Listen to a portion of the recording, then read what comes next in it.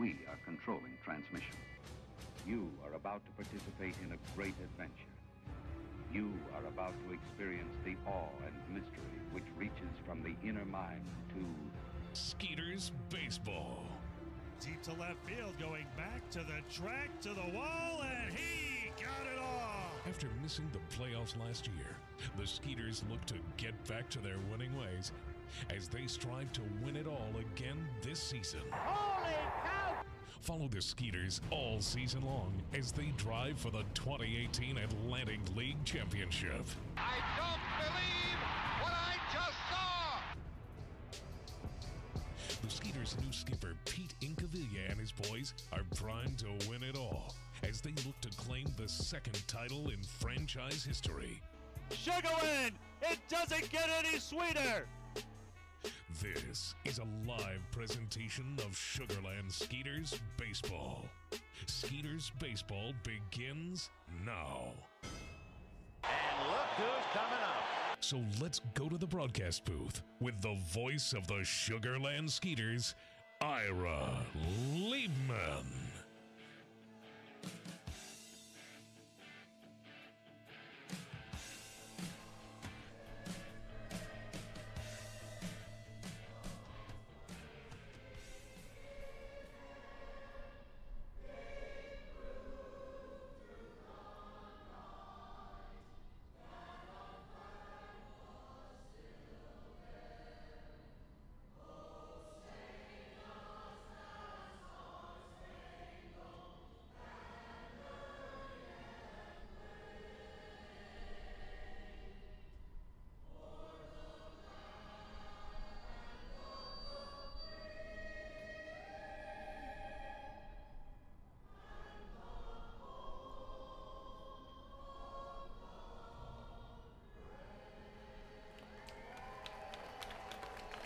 And there is your national anthem. Ira Liebman along with Ryan Posner, Will Scott later on. And Ryan, let's take a look at the starting lineup for the visiting Road Warriors. Osvaldo Martinez, he'll be at the top spot. He'll be at short, batting second and playing second is Melvin Rodriguez. In the 3-hole, it's the third baseman Gustavo Pierre. In left field, cleanup hitter Jose Julio Ruiz.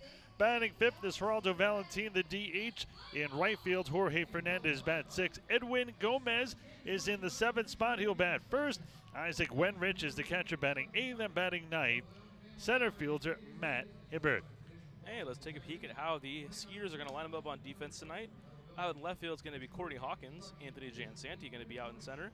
Over in right field, it's going to be Kyle Kibitza. At the hot corner of third base, Albert Cordero. At shortstop, Alvaro Rondon. Colin Walsh is going to take over second base today. Matt Chavez going to be at first base. Behind the plate, Derek Norris. And your starting pitcher for this evening, Casey Coleman. Coleman coming off the Game 1 start here at Constellation Field. In fact, the matchup tonight, Raul Rivera versus Casey Coleman, is a rematch of the first game of this series. But Ryan, let's talk about what the Skeeters have really done here. They've won 3 in a row. They've also pulled to within 2 games of the Barnstormers, who have lost 3 in a row. And now, just 2 games back, the Barnstormers have already won today, so the Skeeters will have to win to keep up. But when you look at this starting rotation, the last 3 games, we saw Wade, Beeler, Russell last night, Coleman here tonight after the game 1. This is starting to become a pretty good rotation, maybe the best of the year. Yeah, Coleman entering with 16 straight scoreless innings, so we'll have to see if he can keep that going tonight. Well, in steps Osvaldo Martinez, the former big league shortstop, 220, 3 home runs, and 11 RBIs for the right-handed hitter. Getting into Coleman's numbers here right after this first pitch. First pitch by the Skeeters right-hander is a strike at the belt. No balls and 1 strike, and we're underway. Game 7, the final game of a 7-game homestand before the Skeeters head out on the road. Skeeters, after being down in this series 2-1, have a chance to go 5-2 against the Road Warriors and on this homestand. This one also a strike, no balls and 2 strikes to count here. Coleman last time out in game 1 of this series, 7 innings, no runs earned or otherwise, just 6 hits, a walk, and 8 strikeouts. He was sensational. 98 pitches, 65 for strikes. This one is hammered into left center field. Diving stab by Jansanti in center, and he comes down with it. What a play by the Skeeter center fielder. I haven't even got a chance to mention Anthony Jansanti with the game-winning run last night's walk-off win, and there he is right there with a nice diving play right there to get the game open. Osvaldo Martinez really squared that one up. Thought that might have dropped in. thought that was going to be a base hit, maybe even more when it was first hit. I didn't think Jansanti had a chance. He charged in from center, went to his right, and dove head first and robs the former big leaguer of a hit. So good start for the Skeeters, maybe good mojo. Melvin Rodriguez steps in. He fouls the first pitch down the left field line, 0-1. Rodriguez 252, 3 home runs, and 12 RBIs. Last 3 starts for Casey Coleman, 1-0, 0.00 ERA. He is not allowed a run in now, what is that, 16 plus innings going back? 16 straight scoreless innings. That last inning he had a New Britain in his debut was he let up his only run as a Skeeter so far. 1 ball, 1 strike, 1 out here, top of the first, no score. This one swung and hit to the left side. Cordera at third near the Road Warriors dugout will run out of room. This one back in the stands, 1-2 the count. A lot of rain. Tarp was on the field, but it came off just before the game. There is sun peeking through, although it's a little bit overcast, but it looks like there's going to be a window to get the entire game in here.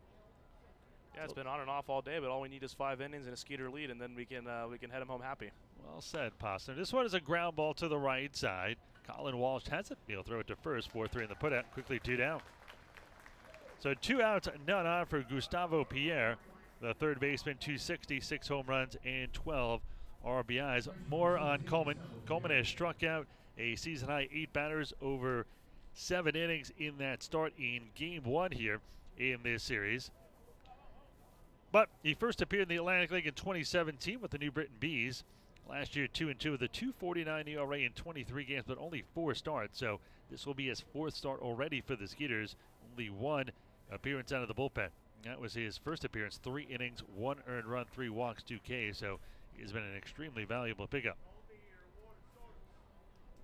Well, he's a former big leaguer, was 8-13 with a 5.72 ERA. Spent time with the Cubs from 2010 to 2012, the Royals in 2014. And has also spent time in the Cubs, Royals, Mariners, Rays, and Astros system. Last year, AAA Fresno in Houston system. Minor league numbers 57-36 with a 3.89 ERA. This one is swung and a miss, strike 3. And another for the Skeeters right-hander. 1-2-3, go the Road Warriors. They do not score here in the top of the first. Skeeters coming to bat for the first time when we return. Has your home or commercial insurance claim been denied or underpaid? At Morgan Elite Specialist Services, we know that the insurance claim process can be stressful. Our public adjusters have the experience to make this process as smooth, easy, and comfortable as possible, so you can get on with enjoying the things you're protecting. Learn more by visiting us online at messtx.com. That's MESSTX.com. Or call us today at 855-445-3404. We truly look forward to meeting you.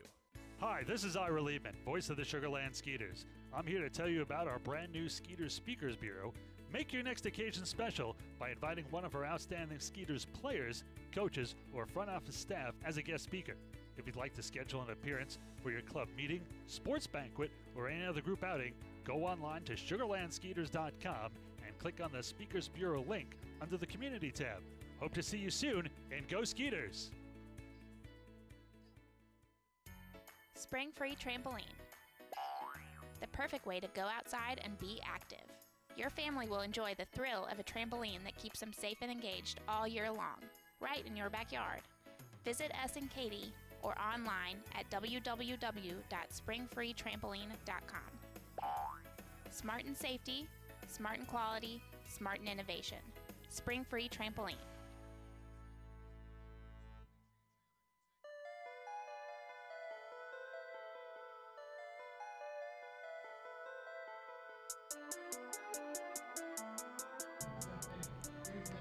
Well, Sugarland will bat here for the first time. Time to take a look at the starting lineup for your Sugarland Skeeters. Anthony Jansanti, the winning run last night, a great catch here in the top of the first. He'll lead it off in center. Alvaro Rondon bat second. He'll be at short. Switch hitting second baseman Colin Walsh in the 3-hole. The cleanup hitter Matt Chavez at first. Derek Norris catching, batting fifth. Albert Cordero is batting sixth. He'll be at third. The DH Dennis Phipps is the 7-hole hitter. In 8th spot is Kyle Kibitza in right, and batting ninth, Skeeters left fielder Courtney Hawkins.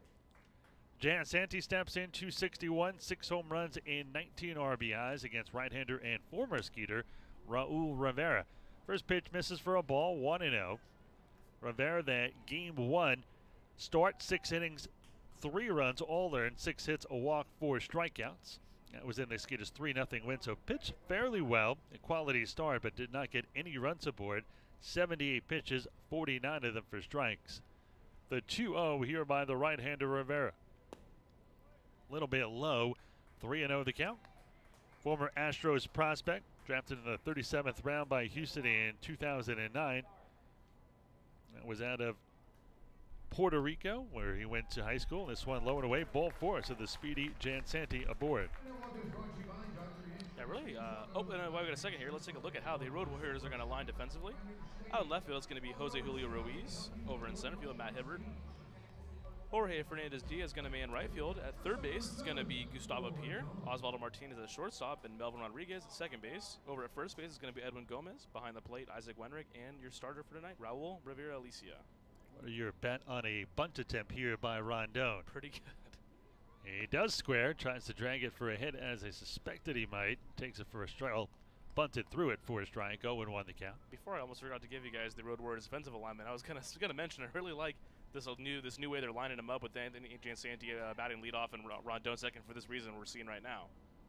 And squares again to bunt, pulls it back this time successfully for a ball. 1 ball and 1 strike. Bottom of the first, no score. Skeeters batting here for the first time, 1 on, none out. Ira Liebman along with Ryan Posner. This one is a bunt attempt. This one goes foul, however, back into the left of home. 1 ball and 2 strikes to count. And I obviously have to talk to Anthony about it, but you just imagine maybe being back in the leadoff role, maybe kind of helped him get back into that approach where he was the on-base guy. Maybe worrying a little bit less about putting the ball over the fence, at least in the first inning. You know, he worked a nice walk right there, and you get yourself a chance to get Alvaro Rondon to bunt him over. That's a good point. And as a leadoff hitter, leading off an inning, he's batting .286, which is 25 points higher than his overall average. So maybe it will kind of make him a little more patient, take more pitches. Plus, when he gets on, him and Rondon a pretty good combo. And they have Giansanti picked off now between first and second as the first baseman throws it to Osvaldo Martinez, who's going to dive and tag him as he dives back into first. That'll officially be a caught stealing. It'll go down 3-6. Yeah, and almost looked like maybe Anthony was going on first move there, which you don't usually see when you got a right-hander on the mound. But it kind of looked like he was going to bluff, start, and stop, and then as soon as he did that, he was a dead duck because it was good timing by Rivera. Yeah, it wasn't even one of those plays where he did no dive back or anything. Caught him right in the middle there. So now Rondon has a 1-2 count on him. Nobody on first, 1 out. Alvaro is still hitting very well. Overall, .286, no home runs, 13 RBIs, only 2 career home runs. What are the Vegas odds on seeing him hit one out here this year? At Constellation Field, I mean, probably not here. I agree. This one is hit to the left side, foul. 1-2 the count remains. But Alvaro's he's got a really nice line drive swing, so you know, get a place like Lancaster where the ball flies out to right. I'm sure he can get a hold of one and get it over the fence. Rondon over his last 24 games, hitting .347, going 25 for 72. 1 ball, 2 strikes, 1 out, none on. Bottom of the first, no score. Rivera from this stretch, and this one is low and in near the feet of Rondon. 2 balls and 2 strikes to count. And Alvaro, you gave the last 24 games a little smaller sample size, hitting .350 and 40 at-bats in June so far. Way one of the Skeeters' hottest hitters of this month. The 2-2. Swallowed and missed, strike 3, and there's the second out. So first strikeout for Rivera, 2 outs, none on. That'll bring in the Skeeters switch hitting former big leaguer Colin Walsh. Walsh has been all over the place in this series. Right, left, second. Playing second tonight, .239, no home run, 7 RBIs. The switch hitting second baseman will bat here from the left side against the right-hander Raul Rivera. They set up low and away on the first pitch, and this one fouled straight back into the net in front of us. No balls and 1 strike to count. Rivera tied for 7th in the Atlantic League with 41 innings pitched, and his 7th in walks are tied for his 2nd fewest of any pitcher in the league with at least 40 innings. This one is hit to short. Martinez has it. He'll sidearm it to first, get Walsh by. That'll do it. So an unconventional 1-2-3 with a walk, caught stealing, strikeout, and ground out. We are through 1 inning of play, and we are scoreless. So there I was, just minding my own business when a hit and run. This guy came out of nowhere. Bam! And he just kept going. Thankfully, Texas Farm Bureau Insurance was there with the right auto coverage for how and where I drive. So I was on my way in no time to witness the hit and run that really matter. Now that's a moment worth covering. 877 Farm Bureau. Trying to plan a fun corporate or family event? Let us help. With our group packages here at Constellation, we have everything you need for fun, friendly, family, affordable entertainment. No matter what size the group, we have options for you, like our picnic plaza with our in-ground pool and even a 2-hour food buffet. The Skeeters can customize an outing to fit all your needs. To plan your event, call us here at 281-240-HITS or log on to sugarlandskeeters.com. Hey, what's for dinner tonight? That's probably the hardest question we all answer every day. May I suggest La Cocina Mexican Restaurant? Dine in or take away. They have the best Mexican food in the area, and it's all handmade from scratch. Try their famous street tacos. The Fiesta Packs are unbeatable, and delivery is provided. Located at 515 FM 359, or for even quicker service or reservations, 281-238-0872. That's 281-238-0872. Hi, I'm Kim Holstead with Coldwell Banker United Realtors in Sugar Land. Go Skeeters!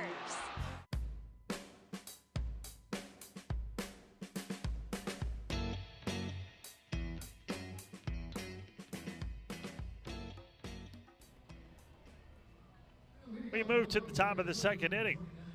After Casey Coleman made quick work of Road Warriors in the first, getting them 1-2-3, he will face 4, 5, and 6 meet of the order here. Jose Julio Ruiz, Geraldo Valentin, and Jorge Fernandez. No score here in the top half of the second. Well, in steps the left-hand hitting Ruiz, 214, no home runs, and 2 RBIs. First pitch low and in, ball 1, 1 ball, and no strikes to count. All the other games already final around the Atlantic League. Lancaster edged the Ducks 4-3, so the Skeeters, even with a win, will remain 2 games back. I think I counted 16 more games left in the first half, and that next homestand with 7 against the Barnstormers really could decide the Freedom Division in the first half. Yeah, and third base coach Lincoln Juice Gums kind of made a good point to me yesterday. As important that series is, you go on the road, you play Long Island and York. That is a huge series. You got to at least think you take at least three out of those 6 to kind of keep yourself in a range where you're within striking range, so to speak, when Lancaster comes to town. The 2-1 here by Coleman. This one is fouled off to the left side, and when you look at things, the Barnstormers have really cooled off, Ryan. They are just 4-6 in their last 10 games. The Skeeters have the second best overall record in the Atlantic League. Of course, first are the Barnstormers, so the Skeeters could finish short when you think about it in a scenario where they have the second best record in the league and they do not win the first half title. This one hits a Rondon. He drops it, throws it to first. That'll be late. A rare miscue by Rondon. That'll be an E6. And a leadoff man on here in Jose Julio Ruiz. It was last year. Yeah, last year Bridgeport finished with the best overall record in the Atlantic League. We're not in the playoffs in their final season. Yeah, and that was stuff we were having the conversation in the press box. I was kind of explaining to him how the playoff system works. And I mean, you know, if you do get the situation where let's say the Lancaster was to win both, obviously you have a chance where that best record would maybe get a chance to go in. But if 2 different teams take those titles, maybe one team gets really hot in the second half, hey, you're kind of out of luck. And that was kind of the rare circumstance where having the halves doesn't work for a team. I mean, most of the time it really works out well. Initially, when I got into minor league baseball, I didn't like it, but now I really see the big picture of it. I mean, you get off to a bad start in the first half. I mean, even in the first month, I mean, your season's over. In affiliated baseball, guys are being plucked, being pulled up or down all the time, so it's kind of difficult to have the same team. And even here in the Atlantic League, the Skeeters have lost 7 players due to getting signed, so of course you're going to have a much different team in the second half than you do in the first. Yeah, I'm kind of the same with you. It's kind of grown on me a little bit because, I mean, you could have really 2 different complete-looking teams between the 2 halves. One is foul deep down the right side, 1 ball and 2 strikes to count. Geraldo Valentin, the DH 240 with a home run and 10 RBIs. No score here in the top of the second. Valentin slightly open stance from the right side. The right-hander Coleman from the stretch will fire it home, and this one is swung and popped up right side. Shallow right field. In comes Kubica. Out goes Walsh. And it's going to be Walsh who reaches back into his left as he goes towards right field, and Kubica to bring it out for the first down. Yeah, Valentine been one of the hotter bats for the Road Warriors in 467 over his last 5 games. Actually snapped a 9-game hitting streak last night. 1-on-1 out here for Jorge Fernandez. Fernandez 248, 3 home runs, and 8 RBIs. Fernandez, a switch hitter, will bat here from the left side against Skeeters right-hander Casey Coleman. Back-to-back switch hitters here. Fernandez and Gomez on deck. Fernandez stands very close to the plate from the right side and swings and misses at a 93-mile-an-hour fastball. No balls and 1 strike to count. No score here, top of the second. Get you Coleman's repertoire here. Right after this next pitch. They're going to set up low and away here. And the 0-1 is just off the outside corner. Wow. Right into Norris's mitt. I called the ball 1-1. He just missed that outside corner here. And obviously want to be careful with Fernandez. Diaz has already hit 2 home runs this series. He's shown a pretty good display of power. Coleman 88 to 91 on the fastball. We've seen him touch 93 already here. A slider, a curve, a change, and also drops down sidearm every now and then. They set up inside the 1-1. This one a fastball for a strike on the inside corner, 1-2. So 1 ball, 2 strikes, 1 out, 1 on. No score here in the top of the second. Wind blowing in from left center field and almost left to right. Unusual wind here at Constellation Field going at least in that direction. It's 1-1, a hit towards second. This could be 2. Walsh will go to second for 1, and he throws it away. One into left field, around second, and hitting for third is Ruiz. Stopping at first is Fernandez. And now first and third. 2 errors in the inning. Yeah, and kind of from 2 uncharacteristic characters, too. I mean, Alvaro Andone been one of the stout defenders on the Skeeters team all season, and Colin Walsh has really come along there at second base. Got to imagine slippery infield ball, probably a little wet, maybe playing some havoc out there. So now Coleman in a little bit of trouble, and none of it his fault. 2 errors and a pop-up should be 3 outs. Reminiscent of that game in Southern Maryland. Sure, 3 straight errors, including Walsh doing the exact same thing, spinning around at second, throwing a ball away to Rondon at second. Throw to first, very close at first. Just getting back is Fernandez. Yeah, unfortunately, errors. I mean, not a common threat, but the Skeeters have been in front of them. I mean, that game to close out the first opening homestand against Somerset, they committed 7 errors. That's still actually the most in a game by an Atlantic League team this season. Skeeters are 4th in league in fielding, 974 fielding percentage. They have committed 45 errors. That's 2nd most in the league. Only to the Road Warriors who have committed 51, who are last in fielding percentage at 967. This one is fouled straight into the screen in front of us. No balls and 1 strike to count. I'll play glass half full guy though here. Obviously with the base at second still open, a ground ball can still get you out of this inning here. Coleman has that good changeup. Maybe he can induce a ground ball double play here. Skeeters infield and double play depth. The right-hander Coleman. They're going to set up away. Another throw to first. This time getting back, standing up easily is Fernandez. And Ruiz had his momentum coming towards the plate just in case that one was thrown away. It's a nice heads-up move there by Ruiz over there at third base. Let's see if Coleman can get out of this. Pop-up, strikeout, double play would all help the cause. That one almost looked like it slipped out of his hand. Curveball kind of went awry. High and away. 1 ball, 1 strike, 1 out.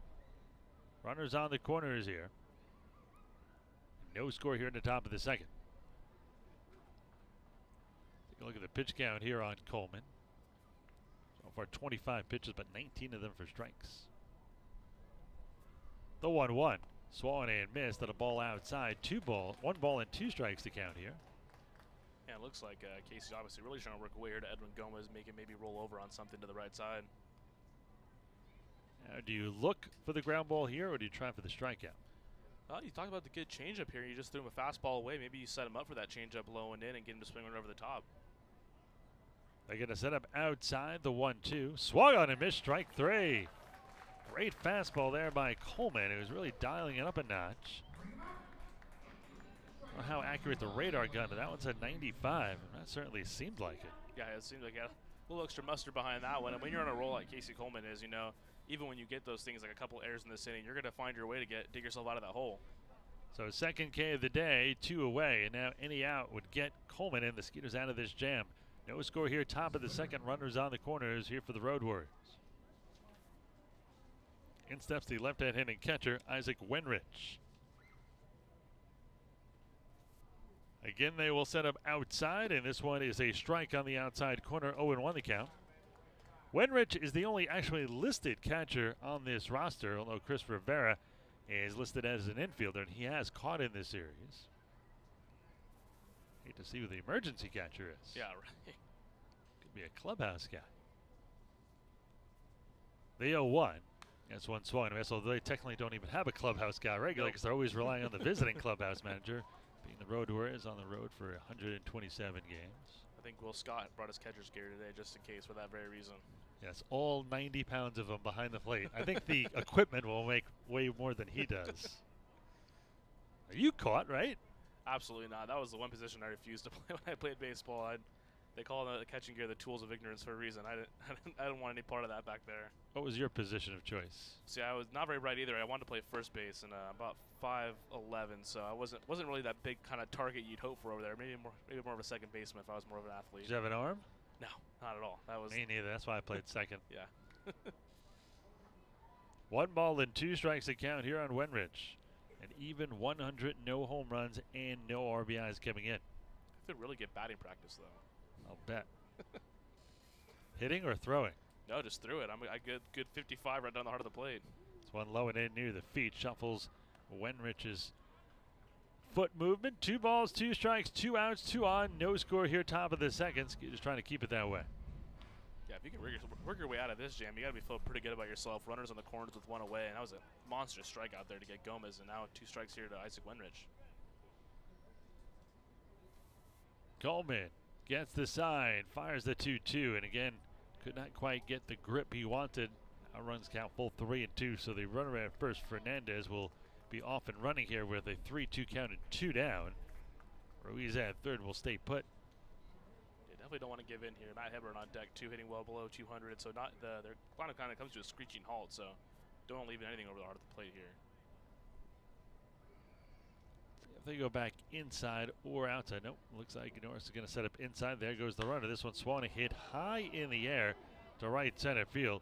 Kubica going back, seems to have a beat on it and brings it down in right center in front of the warning track. So great job by Coleman, picks up his defense, who makes 2 errors behind him. No runs, no hits, 2 errors, and 2 men left on base. Middle of the second inning, Skeeters and Road Warriors scoreless. Hey fans, come bring the family for one of the most exciting nights of the week here at Constellation Field. Firework Fridays, where we celebrate our Skeeters like it's the 4th of July. With music and a fantastic fireworks show after each and every Friday home game that's included with your ticket purchase. We'll be doing this every Friday through the entire Skeeter season, so start off your weekend with a bang. For more information, contact us at 281-240-HITS or visit us on the web at sugarlandskeeters.com. Salon Evan and Day Spa is the premier Aveda Concept salon in Sugar Land, locally owned and family operated since 1989. Let our Aveda trained stylists take you to the highest level of satisfaction with the latest techniques for coloring, highlighting, and precision haircuts. Treat yourself to our famous Aveda facial, a relaxing massage, or a signature manicure and pedicure. Have an ultimate salon experience today at Salon Evan and Day Spa, 281-980-5160, 281-980-5160. Hi, I'm Ira Lehman, voice of the Sugar Land Skeeters. Join me every Friday night to hear Skeeters baseball live on Sweet 96, Sugar Land's only radio station. Listen each Friday night when the Skeeters are both at home and on the road on 96.1 FM for the Friday night game of the week. Follow the drive for the 2018 Atlantic League Championship as the Skeeters and Sweet 96 team up for the first time. Sugar Land, it doesn't get any sweeter!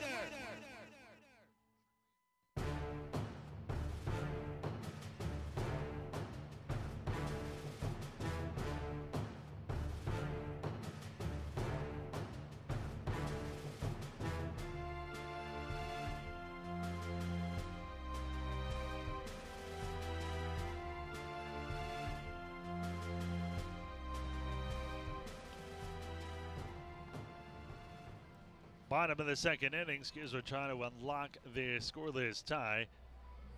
They went unconventionally 1-2-3 in the first after Anthony Jansanti walk was caught stealing, and then Alvaro Rondon struck out and Walsh grounded out. So it'll be the meat of the order 4, 5, and 6. Matt Chavez, Derek Norris, Albert Cordero. Chavez ended his streak yesterday of reaching base safely in every Skeeters home game this season. Yeah, what a streak that was. And just like that, we have another Skeeter who has the longest active streak, and that's Derek Norris, who's at 18 games now. So passing the baton to his Skeeters teammate, Matt Chavez is. First pitch to the cleanup hitter is high and outside. 1 ball and no strikes to count. Matt comes in 5th in the league and hitting at .341. 2 home runs and 27 RBIs.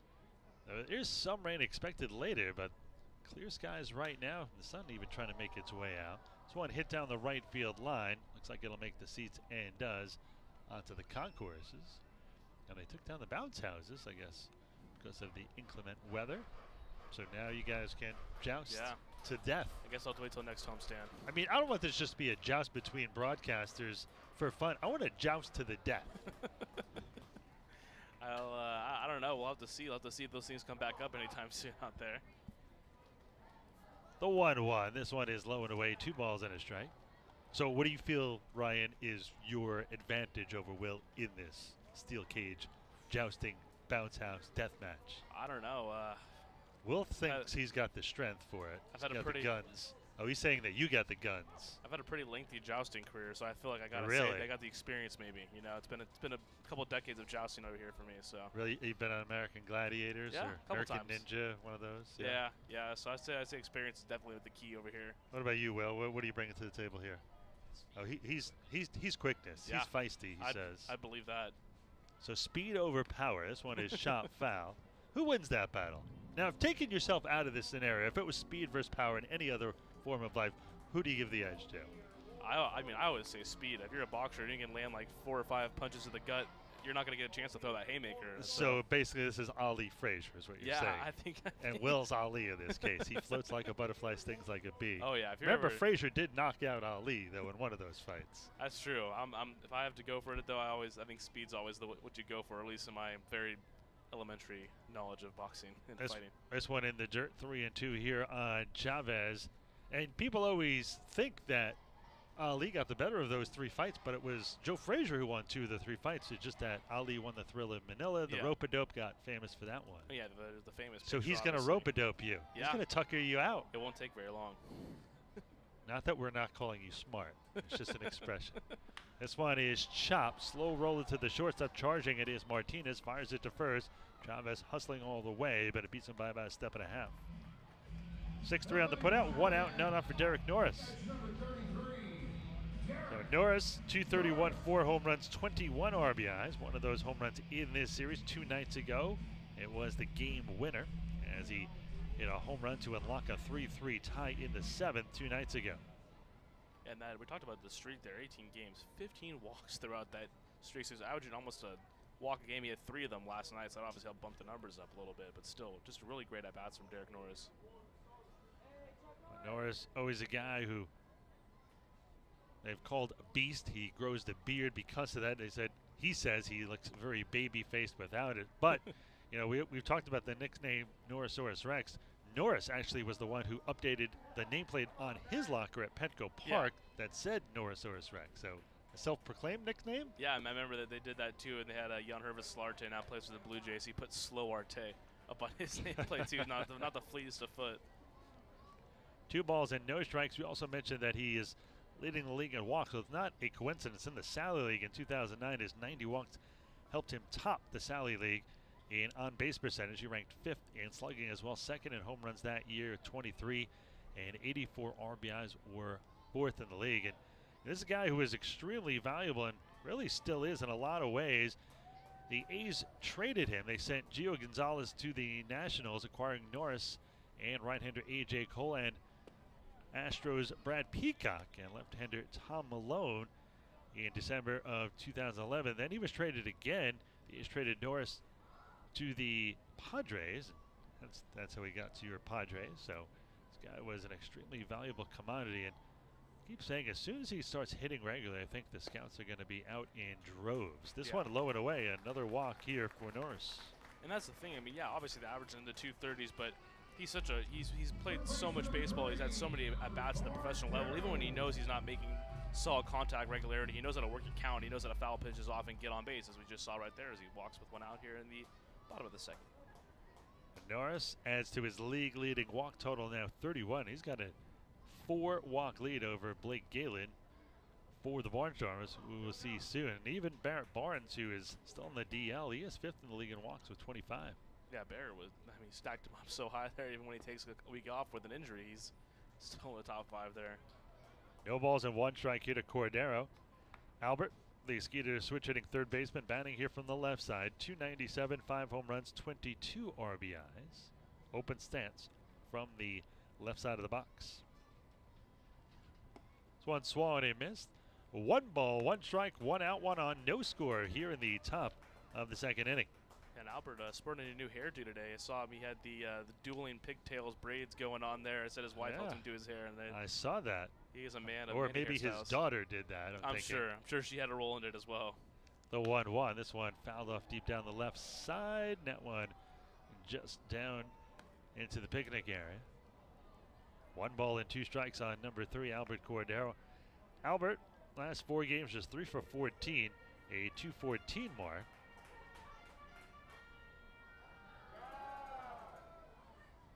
Seventh in the league in runs scored with 27. The 1-2 awaiting Cordero here from Rivera. So get a lot of time for this next pitch. One swung and missed, strike 3. So number 3 goes down. And that is the second strikeout. So in this inning, Rivera committed his second walk, also gets his second strikeout. Now 2 outs, 1 on. Norris still at first for Dennis Phipps. Kind of odd, Phipps in the 7 hole. You have your top 2 power hitters here batting 7th and 9th. Interesting. I mean, I'm kind of a fan of that too, because when your offense is struggling a little bit like the Skeeters offense has, I mean, I'm game to see kind of the shuffling around, to see, put them in different spots, see what works, kind of throw it at a wall and see what sticks in that kind of manner. Not that Hawkins has the speed of a Curtis Granderson, but that's the last power hitter I remember in the 9 hole. Yeah, it's interesting. I kind of caught my eye today too, and I mean, who knows? Because obviously the first time through the order is the only time they're going to have that slot. So next time maybe he comes up with a few guys on base, a la Dennis Phipps. This one a strike on the outside corner, 1-1 to Dennis. 307, 5 home runs, 15 RBIs, but it's not like he's slumping, so I'm surprised he is this far down in the order. In fact, hitting 343 over his last 24 games, going 34 for 99. Yeah, since he got picked up, I mean, that was the last homestand when York was in town and Long Island was in town. I mean, he's just been one of the Skeeters' hottest hitters. I mean, it's almost hard to imagine him not in the lineup, which he was for the first month of the season, because he's been a huge cog in it.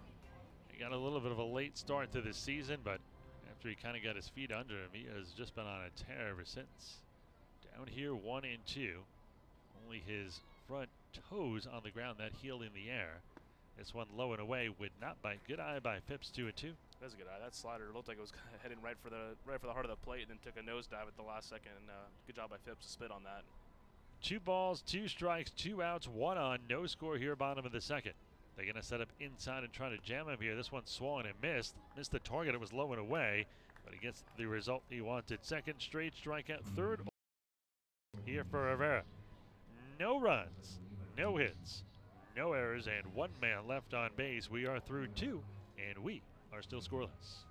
Where can you go to beat the heat and enjoy some wonderful shade trees on the finest deck in Fort Bend? The answer is Dry Creek Social Club. They offer a large selection of craft beers, fine wines, and handmade cocktails. Relax and enjoy yourself indoors or outdoors.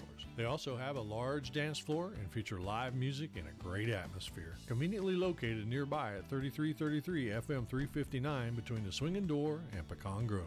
Come on over, 832-471-6668 for more information. Sweet 96 is a brand new radio station designed just to serve Sugar Land and Fort Bend County. But we can't build the best without your help. Spread the word about our good work and we'll do the same. Like us on Facebook at Sweet 96 FM or drop us an email at our website, sweet96.com. Together, we will build a better city and Fort Bend County. If it's important to you, it's important to us at the all-new Sweet 96.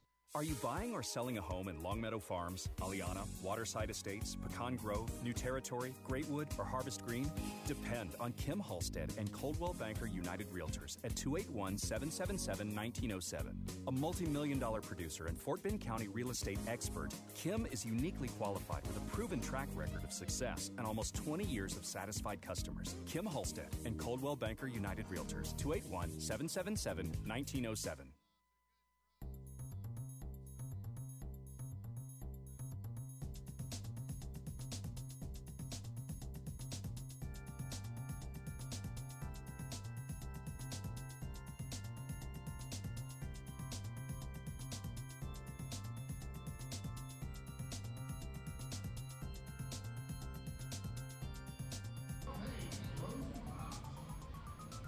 Top of the third inning in a scoreless game.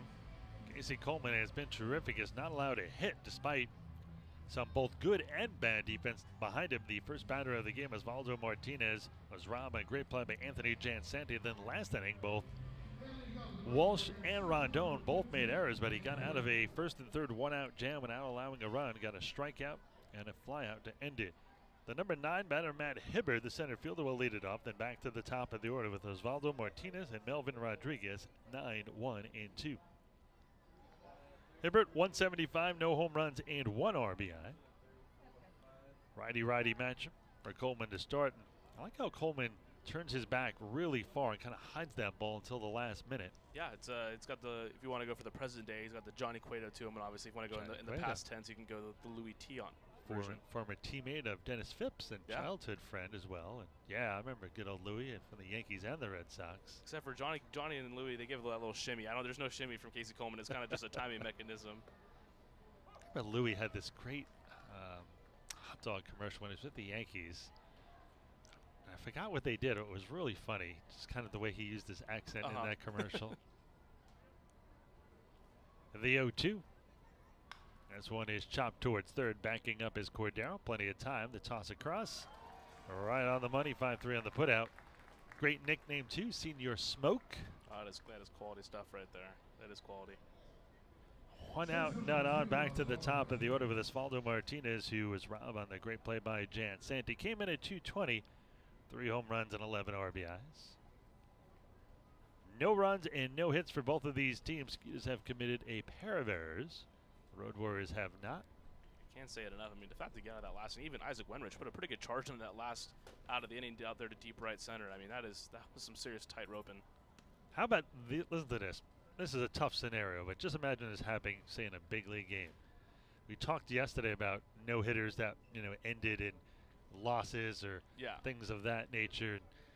2 dueling no hitters, except one team wins without allowing a hit, and the other team loses, getting the no-hitter as well. Dual no-hitters in a deciding 9-inning contest. Yeah, maybe a couple of errors or walking in a run, something like that. That's why I gotta love baseball, because it affords itself to hit pretty remarkable things like that.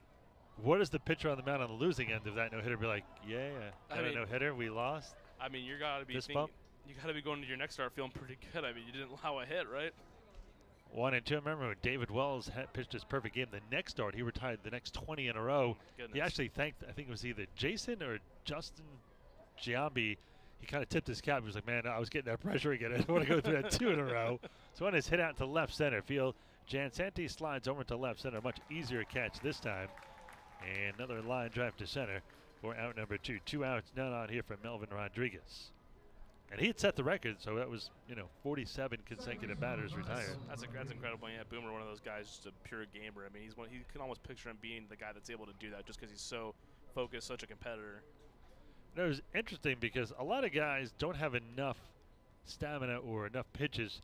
You find that he's struggling to go through 5, and that's when you figure, well, he's a bullpen guy. They bump him back. Well, Wells was with the Blue Jays. He was consistently 2 or 3 innings as a reliever, and then they finally figured out, hey, I think this guy can start. And then he did. Yeah. Yankees wind up trading Wells to the Blue Jays to get Roger Clemens, and then they signed Wells. So that worked out well for both of them twice. Seems like a pretty patented Yankee move right there. This one hit into left center field. That is going to be a base hit. It's to depart of left center. Getting it to it quickly is Jansanti. So just a big turn by Rodriguez. He'll hang on at first, and that's the first hit of the ball game for either team. So much for the dueling no-hitter theory. Yeah, nice job by Anthony Jansanti, though. I mean, he's covering a lot of space out there in center field. Does a nice job to corral and get in on a beat there to keep Melvin Rodriguez at first base. Well, this time's Gustavo Molina, so that will end the string of 4 straight retired by Coleman. Gustavo Pierre struck out his first time up. He is 0 for 1 of 2 strikeouts. At the Skeeters right-hander Casey Coleman has.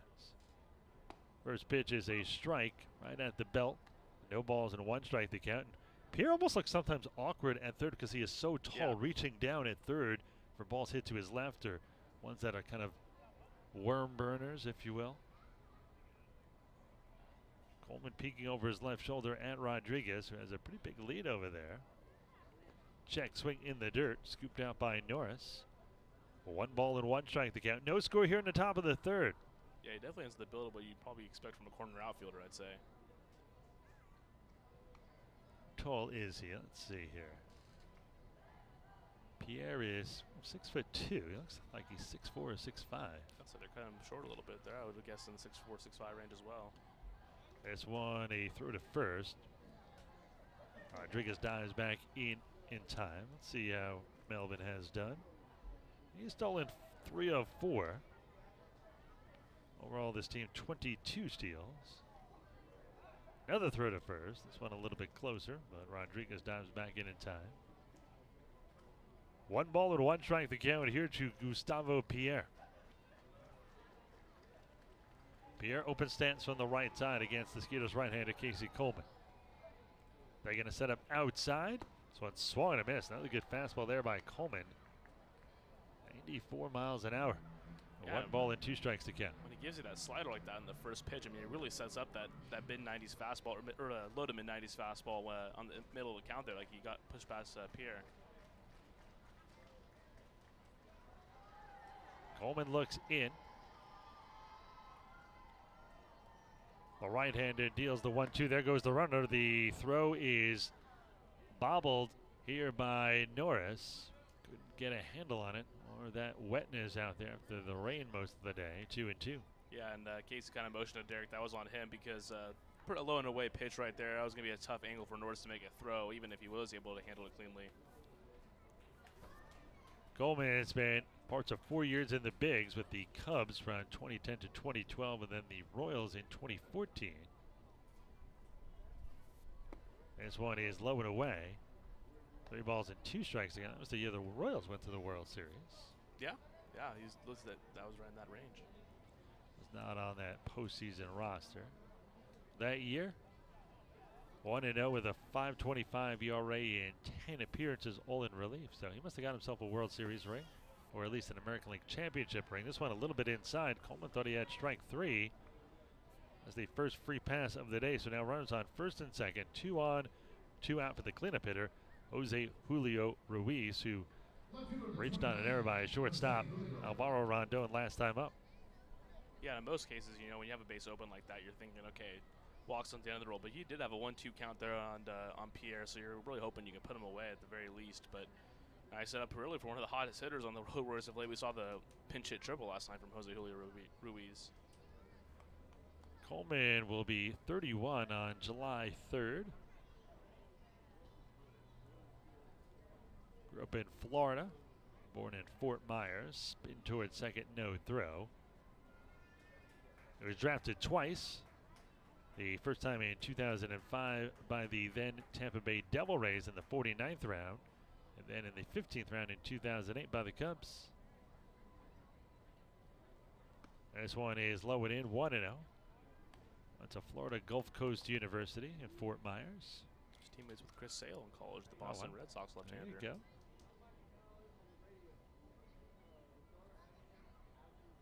One ball, no strikes, 2 outs, 2 on. No score here, top of the third. The 1-0, swung and missed. Swung over the top of that. 1 ball and 1 strike to get. Ruiz doesn't seem like he's a guy who ever gets cheated up there when he takes a swing. When he takes it, it's going to be a big one. A 1 ball and 1 strike. Coleman trying to get out of another jam here. The 1-1. This one swung and fouled in and out of the mitt of Norris. 1 ball and 2 strikes to count. And if he can get out of this inning, Be 19 consecutive scoreless innings. I'll have to do some research on the road trip. I'm imagining that's probably just about the longest streak we had this season, if not last couple seasons. No, Michael Nix last year, 40 consecutive scoreless innings, which is the Skeeters record. That would beat it. Yeah, not from the start of the season. Other than Danny Reynolds in his 15 innings, I can't imagine another one longer. 2 balls, 2 strikes, and to get to 40, Nix had to have a scoreless first, which he did, and then he allowed a run right in the second inning. Naturally. 2 balls, 2 strikes, 2 outs. 2 on, no score here, top of the third. Coleman trying to keep it that way for the Skeeters. Looks like Norris going to set up away, and this one's swallowing a hit high in the air down the right field line. Could be trouble. Chavez chasing it, as is Kubica, and this is going to be no catch. Kubica had to pull up short right by the tarp down the right field side. It drops on the field of play, but just be a long strike. Count remains 2-2. Yeah, they really have Ruiz played to take the ball the other way. Kyle Kubica had to go a pretty long way. I mean, Matt Chavez, the first one to that. You would kind of expect maybe Kubica to be able to get there, or maybe Colin Walsh from second base. Yeah, definitely a monster gap there down the right side. That is surprising. You got to think Yeah. left-handed hitter would pull and you'd shade towards the line a little bit. Yeah, that just shows the faith they have in Coleman to hit his spots. Obviously, they're going to try to work Ruiz away, not give him anything to, middle in to turn his hands on. That was probably the first thing that really impressed me as Pete Incaviglia as a manager, talking to the hitters and the pitchers. But hey, we're going to pitch a guy away. We need to play that position. So he was talking to both the pitchers and the hitters. Usually you have a pitchers meeting, a hitters meeting. It's like, we can't pitch one way and play defense another way. We got to both be on the same page. Yeah, remember we were talking about that early in the year when we kind of noticed the extreme nature of the shifts. I mean, yeah, if your pitcher's not going to be on the same page as where the position players are playing, then why even shift? You might as well just play straight up. And really, having a guy like Derek Norris here, smart as he is, he can kind of control all of that. That's one of the reasons it has worked so well. 2 balls, 2 strikes, 2 outs, 2 on. Coleman trying to get out of a 2-on, 2-out jam. And now Ruiz steps out as Coleman was taking too long. Now he's ready from the stretch. They'll set up away, and the 2-2. Swung on and missed strike 3. Took something off that. Gets away. And there are 3 away. So 19 consecutive scoreless innings for Coleman. Middle of the third inning. It is the Skeeters nothing and the Road Warriors nothing. So there I was, just minding my own business when a hit and run. This guy came out of nowhere. Bam! And he just kept going. Thankfully, Texas Farm Bureau Insurance was there with the right auto coverage for how and where I drive. So I was on my way in no time to witness the hit and run that really matter. Now that's a moment worth covering. 877 Farm Bureau. Skeeters fans, end your weekend with Skeeters baseball at Constellation Field for Sunday Fun Day. We have something for everyone. Play catch in the outfield, and your favorite Skeeters players will be signing autographs before the game. Also, after the game, all kids will be able to run the bases. Constellation Field has everything you need for a fun, family-friendly, affordable day at the ballpark. For more information, contact us at 281-240-HITS or visit us on the web at sugarlandskeeters.com. Celebrate the history of our national pastime at the National Baseball Hall of Fame and Museum in Cooperstown. See priceless treasures that will bring your baseball memories to life. Find stories that will inspire and surprise. Cooperstown is where you, your family, and your friends can relive baseball's greatest moments and honor the all-time greats of the game. See all that the Hall of Fame and Museum has to offer and plan your family visit today at baseballhall.org.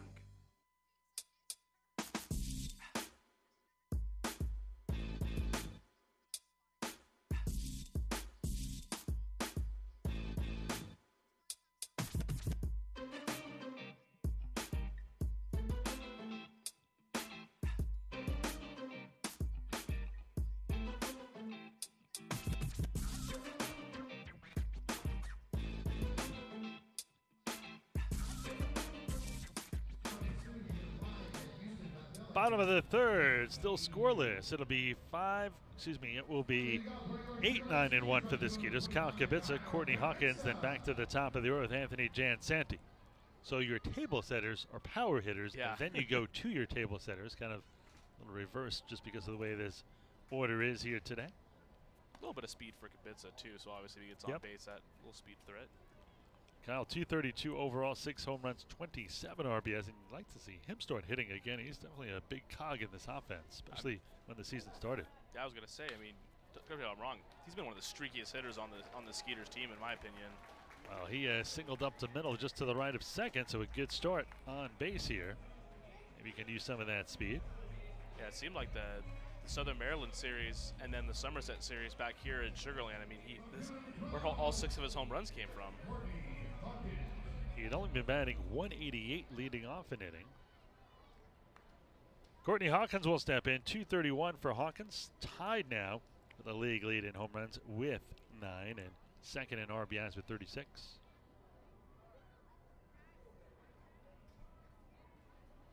Let's see if he can do some damage here. First pitch is a strike on the outside corner, 0-1. No runs, 1 hit for both of these teams.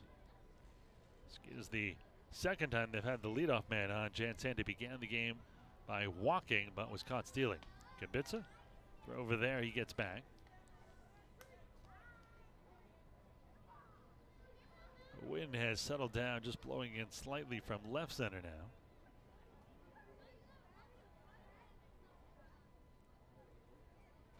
The 0-1 here to Hawkins. This one in the dirt and through the wickets of Wenrich, and no steal necessary. Will be a wild pitch, I am assuming. It did get through the legs of the catcher, but it was low. See how they score that one.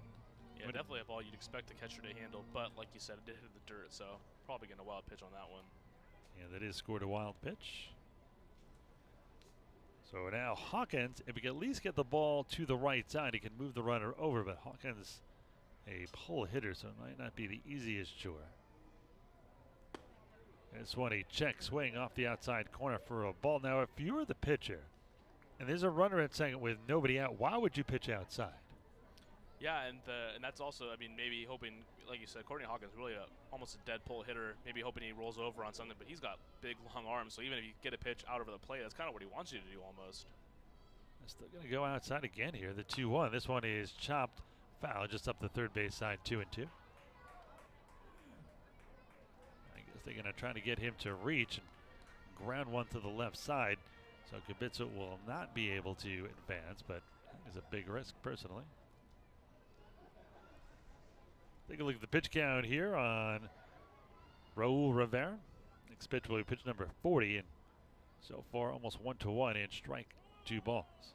And time called just as Rivera was delivering the pitch. Pitch was literally already in the air. A little gamesmanship there from Courtney Hawkins. Tried to throw him off his timing. That was, like you said, that was really almost when he started his motion when he called time. 20 strikes, 19 balls here for Rivera. No score here, bottom of the third. He was trying to strike first. Walk-off win in the bottom of the ninth. Score tied at 1 yesterday. Been the first walk-off since Courtney Hawkins, the batter up here on May 30th, at a walk-off against Long Island. That's what the media relation guy told me today, yeah. Yeah, something like that. He's a bright kid. So they say. I don't know. This is what I've heard around the grapevine. But you're the one spreading the rumors. Yeah, absolutely. You bet. And for those who don't know, Ryan is our media relations guy. Having a little fun with him. Payoff pitch coming here to Hawkins. First base is open, and Rivera wants to be careful here. And this one on the outside corner, strike 3. And no argument by Hawkins, and now Rivera has struck out 3 of the last 4 batters he has faced. So 1 on, 1 out, back to the top of the order with Anthony Jansanti. Anthony came in batting .261, 6 home runs in 19 RBIs. No score here in the bottom of the third. I apologize. 13 of those 19 RBIs have come at home, so maybe a nice time to add number 14 to that tally. Jansanti last 5 games, 6 for 21, a .286 mark. Starting to hit a little bit better here as of late. So 1 strike, no balls, and 1 strike to Anthony, wearing the high socks, the high blue socks with the blue cleats. Color coordination at its finest. They set up outside the 0-1 here from the right-hander. Curveball swung and hit foul down the third base side. No balls and 2 strikes on Anthony. Hey, like you were saying, you could definitely tell Anthony's starting to see the ball a lot better. Obviously a pretty tough road trip for him, but I mean, it started with a pretty monstrous home run in the series opener, and not even last night the 1-for-5 line, but a nice heads-up play to score on that wild pitch to close things out. See if he can come through again here. No balls, 2 strikes, 1 out, 1 on. No score here in the bottom of the 3rd. Rivera now closing in on 45 pitches. This one is chopped foul, and they tried to go the other way, but it is snagged. One-handed, barehanded grab by on-deck hitter Alvaro Rondon. He's got the hands even when he's got a bat in his hand.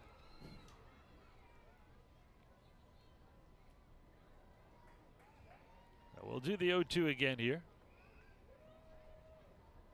Jan Santi was with the Bridgeport Bluefish 2 years ago. Spent last year with the Skeeters and really had the best year of his career. The 0-2.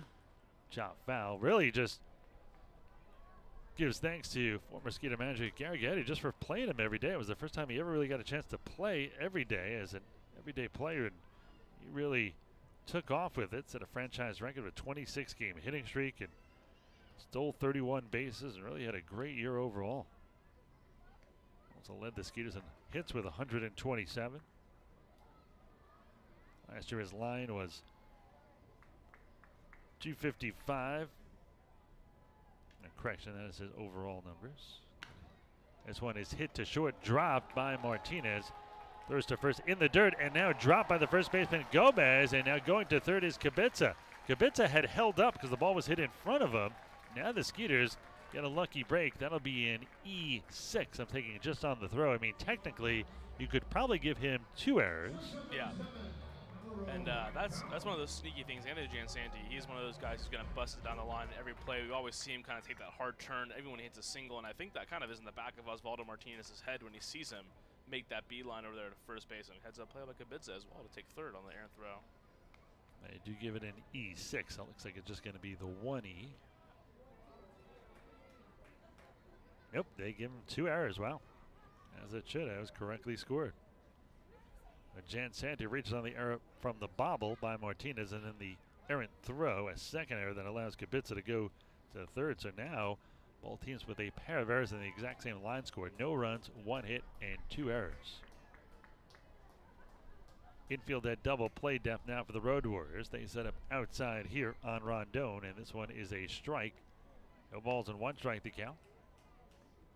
Rondon asking where that was. It looked to be a little low and away, but called a strike. John Sevier behind the dish. Reggie Liggins at first, and Brad Parker at third rounds out your umpire crew. The 0-1. Swung in a high chopper, foul, just to the right of first baseman Edwin Gomez. Yeah, this has been the common theme of this series. When you got a runner on third here with less than 2 outs, those have been tough runs to push across for the Skeeters this series. So another big opportunity here with Rondon at the plate. So no balls and 2 strikes to count here to Rondon. Skeeters with run and scoring position overall this year, hitting .251. Alvaro has been one of the hottest Skeeters hitter over the last 3 weeks. Throw to first. Jan Santi dies back in plenty of time. Remember, he was already picked off in this game once, or technically caught stealing. Laying a little too far, then broke to second. Pitches piling up here for Rivera. Closing in on 50. There goes Jan Santi on a delayed steal. They're going to throw it to third and almost throw it away. Good pickup by Pierre at 30. Short hop from the catcher. Well, happy birthday to Gustavo Pierre, because not only did he have to pick that, but he had to kind of work around Kyle Kubica. That throw was almost hit Kyle Kubica in the ankle, so that looked like that was going to be a sure error there from Wenrich, but Pierre able to snag it. Skeeters again playing small ball here. Now Jan Santi is tied for the team lead with the man at the plate, Alvaro Rondon. Both have 8 steals and has the 34th steal of the season for the Skeeters. 1 ball, 2 strikes, 1 out. Runners on second and third. The Road Warriors will now bring the infield in here. And Rondon, who can pull a ball pretty well, has a huge gap in right center. In fact, even the outfield is in here for Rondon. This is like a little league play. Yep, Yeah. Little guy, bring everybody in. There's a monster cap in right center. This one hit through the right side for a base hit. The little guy makes them pay. Gabitza scores. They will hold Jansanti, and Sugarland takes a 1-0 lead. And that's one of the negative factors playing the infield in Alvaro Rondon, a guy who really, for the most part, keeps the ball on the ground and on a line. You cut off a lot of your range, and hits nice little placement there between Edwin Gomez at first and Melvin Rodriguez at second base. So now Colin Walsh will bat here with only 1 out still and runners on the corners, and a sac fly could make it a 2-0 Skeeters lead. When the Skeeters score first, they are 23-9. Still continue that great record.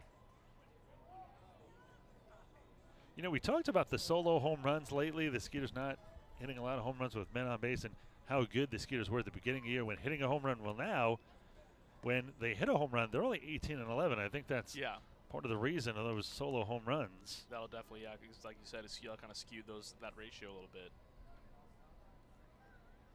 Walsh, the switch hitter, waiting the first pitch. Oh, by the way, I was going to say a 6-game hitting streak now for Alvaro Rondon with that single right there. First pitch to Walsh, a strike on the inside corner. No balls and 1 strike to count. Skeeters 1 run, 2 hits, 2 errors. The Road Warriors, no runs, 1 hit, and 2 errors. I know coming into this series, everyone was like, we need to sweep the Road Warriors, or at least take 6 of 7. But you get out of here 5-2. I mean, that's a good homestand by any stretch of the imagination. Absolutely. I mean, in my head, I think taking 5 of 7. I mean, even against a struggling team, I think that was going to be a good ratio. And after the midweek loss on Wednesday, that seemed like a pretty bleak possibility, but a very nice job from the Skeeters to rebound. The 0-1 check swing. I think he may have went through. Did he? They appeal. He did not. Wow. Even Rivera kind of kicks his head to the side, saying, "Seriously?" Yeah, kind of an odd angle there for Brad Parker behind the mound. So not really the best angle to make that call per se. But Colin Walsh catches a break right there. 1 ball, 1 strike, 1 out, 1 in, 2 on. Skeeters looking for more here, leading 1-0. Wind blowing straight in from left center now. And stepping off as Rivera turns towards first, but no throw. And now at 52 pitches here, 30 for strikes, 22 for balls. And this pace has kind of come to a screeching halt here. You can tell he's really laboring over some pitches here. The 1-1 misses a little bit high and outside, 2-1. And a nice that stolen base from Jansanti really comes into play here too, because now he's on third base with 1 out again. Still put yourself in a spot where a sac fly could advance that lead to 2-0. We officially say the Skeeters have now mastered and changed their game from power ball to small ball. And yeah, it definitely seems so. And I think it's a credit to the coaching staff, because it's been tough. They really had to manipulate their game plan to the roster they've been given, and that roster seems to be changing on a daily basis. 3-1 now the count, so a good hitter's count for Walsh to trying to get a sac fly or more. Batting here from the left side has a huge gap in right center to shoot for. Rondon stays put. This one is strike just above the belt. Walsh took a step towards first. That'll run the count full. I have to think Rondon's going here. 3-2, runner at first. You got Jansanti at third in case they decide to throw through. He can come scampering home on a back end of a double steal. There goes Rondon, swung and fouled off to the left side. So he'll have to come back. Get it back here by Walsh. That was the 6th pitch. Yeah, I think we've already seen kind of a reluctance from Wenrich to throw it when there's already a runner on third base. So I don't see why you wouldn't just send Rondon in every pitcher, even if Walsh was to foul off a few more. Herrera looks towards center, wipes the brow. It is humid out there.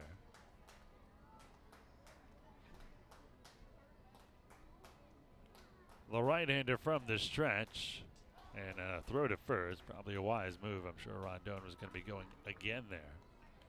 3 balls, 2 strikes, 1 out, runners on the corner. Skeeters with a run in here in the bottom of the third, lead 1-0.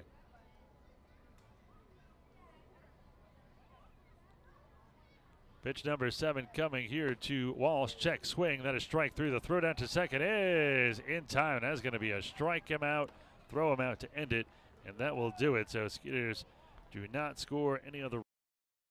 A lot of potential. They'll go down 2-6 on the throw out. Strike out the 5th of the game for Rivera, and that'll do it. The Skeeters do get 1 run. They get 1 run on 2 hits, 1 error, and 1 man left on base. A third of the way through into the third inning. Skeeters now leading this one 1-0 over the Road Warriors. Want to watch a Skeeters game in style? We have just what you need.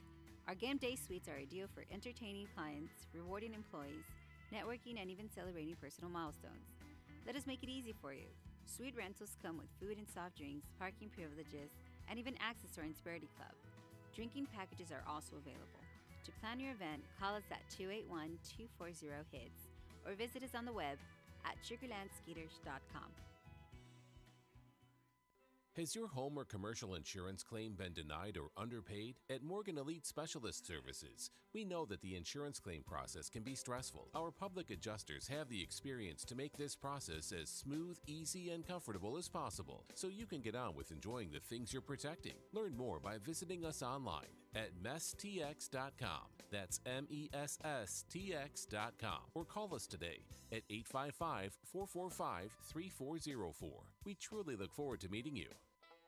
Hey fans, come bring the family for one of the most exciting nights of the week here at Constellation Field. Firework Fridays, where we celebrate our Skeeters like it's the 4th of July. With music and a fantastic fireworks show after each and every Friday home game that's included with your ticket purchase. We'll be doing this every Friday through the entire Skeeter season, so start off your weekend with a bang. For more information, contact us at 281-240-HITS or visit us on the web at sugarlandskeeters.com.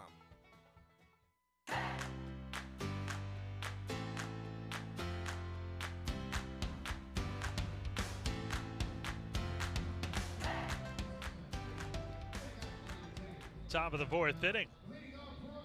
New inning, new broadcasters. Well, Scott joins me here. How are you, William? Doing good. Doing good. Enjoying another great night of baseball here in Sugarland. Enjoyed the conversation about the potential joust for the next homestand. No potential. This is going to be a pay-per-view steel cage make some money death off of match. this. Yeah, It's pay-per-view. I have to put it on YouTube or something. Now, first pitch here is rocketed into left field for a base hit. Hawkins gets to it quickly, so a leadoff single here for Geraldo Valentin. Valentin, Jorge Fernandez, and Edwin Gomez. Well, Fernandez and Gomez switch hitters, so for all intents and purposes, Casey Coleman will be facing two left-handed hitters. Skeeters leading 1-0. Got to run the bottom of the third. You hate to give it right back here. Skeeters have played a lot of close games because they have chances to kind of have that knockout blow, and it seems to slip by the board. They keep a team hanging around. Last night, another example, they led 1-0 through 4, and it stayed that way till the 8th, and then the Roadrunners got a run in the game late in that 8th inning. But Skeeters won in the bottom of the 9th on a walk-off wild pitch. I got to tell you, Camden, when the River Sharks were in this league, talk about ending on an unbelievable note. So it was here at home. The season was ending here for the River Sharks. They were playing here at Constellation Field. The game ended on a walk-off strikeout. So one of our players, Denny Almonte, swung and missed. The catcher missed the ball. He picks it up and kind of rolled away from him, so he had to hurry the throw. He throws it down to first. The throw is high. The runner at third scored. So their franchise ended on a walk-off strikeout. Oh, my goodness. Well, you know, we saw a unique ending to the game last night with a walk-off wild pitch, but that's not as unique as a walk-off strikeout to end your franchise. No balls and 2 strikes to count here on Fernandez. The switch hitter batting here from the left side. They all set up outside, and the 0-2 is a little bit low and away, 1-2. Got a chance to talk to Ryan Biddle before the game. Of course, he was with the River Sharks before he was with the Skeeters. We brought him over here. Didn't quite trade for him. Just reached out as a free agent. Throw to first, and that one closer than it probably should have been. Valentin kind of scampered back, standing up. Skeeters leading 1-0 here at the top of the 4th. Coleman's next pitch will be pitch number 60. 42 of them for strikes, however. The 1-2 by the right-hander. This one swung and hit into right field. This one's going to get into the corner. Around second and heading for third is Valentin. And now going for second is Fernandez, and he's going to get in there with a double. So now the Skeeters in danger of not only giving the lead back, well, the Road Warriors have a chance to take the lead. 6th double of the year for Fernandez. Great throw by Kubica in right field. Nearly got him on the slide at second base, but the Road Warriors, like you said, have a chance to take the lead here with runners in scoring position. Still nobody out, and it's been a recurring theme this whole series, Ira. The Skeeters have not taken advantage of opportunities. So many missed opportunities to get out to an early big lead, and they had an opportunity last inning and failed to get more than one run on the board. Gomez, the switch hitter, steps in here, batting from the left side. First pitch overhand curve, stays high. 1 ball and no strikes to get. So Coleman, we got out of jams in the second and in the third in a deeper one here. He got out of a first and third 1-out jam in the second. Got out of a first and second 2-out jam last inning. Now Coleman going to talk to Reggie Liggins, the first base umpire. I don't know what that's all about. Now Rondon will get a little rosin and have a quick word with him. Well, that was bizarre. Well, Skeeters will concede the run. The infield is back. Second and third, nobody out here for the Road Warriors. The 1-0. This one swung a hit to the right side, and Chavez quickly looks at third and tags first, so the runners stay put. Big out there. Yeah, luckily that ball was well hit toward Chavez. Credit him. He was keeping close watch on Valentin at third base, making sure he didn't come home, and that's a perfect scenario for the Skeeters. But with Winrich coming up right now, all he needs is a sac fly. So hopefully a strikeout or a quick ground out will get him out for the Skeeters. And Coleman trying to keep his streak alive. 19 consecutive scoreless innings, trying to make it 20. Winrich, even 100, no home runs, no RBIs. Flew out to right his first time up. All the Skeeters infielders, pretty good arms. Cordero has a cannon at third, as does Skeeter shortstop Alvaro Rondon. Walsh, a good arm at first. I'd say maybe the only exception, Chavez. Doesn't have a bad arm, and just say it wasn't as strong as the other three. So even if it's hit at them with the infield back, they could have a shot at the plate. This one a strike on the outside corner, 1-1. Valentin is at third. Fernandez on at second. Skeeters leading 1-0 here in the top of the fourth, but that lead in jeopardy here with 2 runners in scoring position, only 1 down. Coleman from the stretch. They will set up outside, and the 1-1. This one curves around the plate for a ball. 2 balls and 1 strike to count. Now Coleman can really throw the pitch he wants to Winrich, and if he nibbles too much and loses him, first base is open, and then you set up the double play. Granted, it would load the bases. 2.5 to 1 strike to ball ratio. 45 for strikes, 20 for balls. The 2-1 is just a little high, 3-1. So I think Coleman is going to try to make Winrich get himself out here, and if he loses him, and he gets the force out at every base. See what he does here. I guess it would be Norris might come inside this time after 2 pitches outside. Nope, he's going to stay away. And the 3-1 is hit at the left field. That is going to be a base hit. That'll only get 1 across, but this game tied at 1-1 as Valentin steps on home. RBI for Winrich, his first of the season. First of the season, just his 4th hit of the season in his 32nd at-bat. 8-hole hitter tonight for the Road Warriors, and he came up big for his team. Just still 1 out, and the game's now tied. Now here comes Corey Dommel, the Skeeters pitching coach. And while we have a moment, time for a little baseball 101, brought to you by Texas State Technical College in Fort Bend County. Make your own history by earning your associate's degree at TSTC. Visit tstc.edu to learn more. Well, to stay in baseball history, a little Atlantic League action. June 17th, 2004, the Nashua Pride, who then were in the Atlantic League, celebrate their 32nd anniversary of the Watergate break-in by giving away a Richard Nixon bobblehead doll to the first 1,000 fans in attendance. The minor league promotion, which includes free entrance to anyone named Woodward or Bernstein, and 18.5 minutes of silence to match the time of the gap in the infamous Watergate tape, and no reports of stolen signs during the game. That was a look at this day in baseball history. Gotta love the Atlantic League, man. First pitch here is a little bit low and away. Ball 1-0 to Hibbert, the center fielder. 0 for 1. He grounded out to third his first time up. 1-1 your score here in the top half of the fourth inning. Skeeters got on the board in the bottom of the third. Give it right back here in the top of the fourth. They set up outside. The 1-0 is a strike. An off-speed pitch catches the outside corner.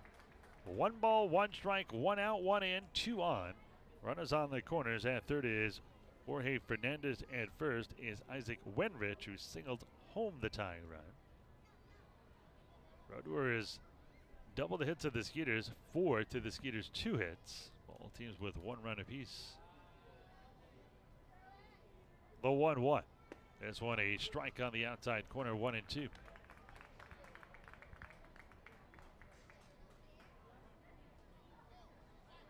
Hibbert started the season with Lancaster, went hitless in 5 games before joining the Road Warriors.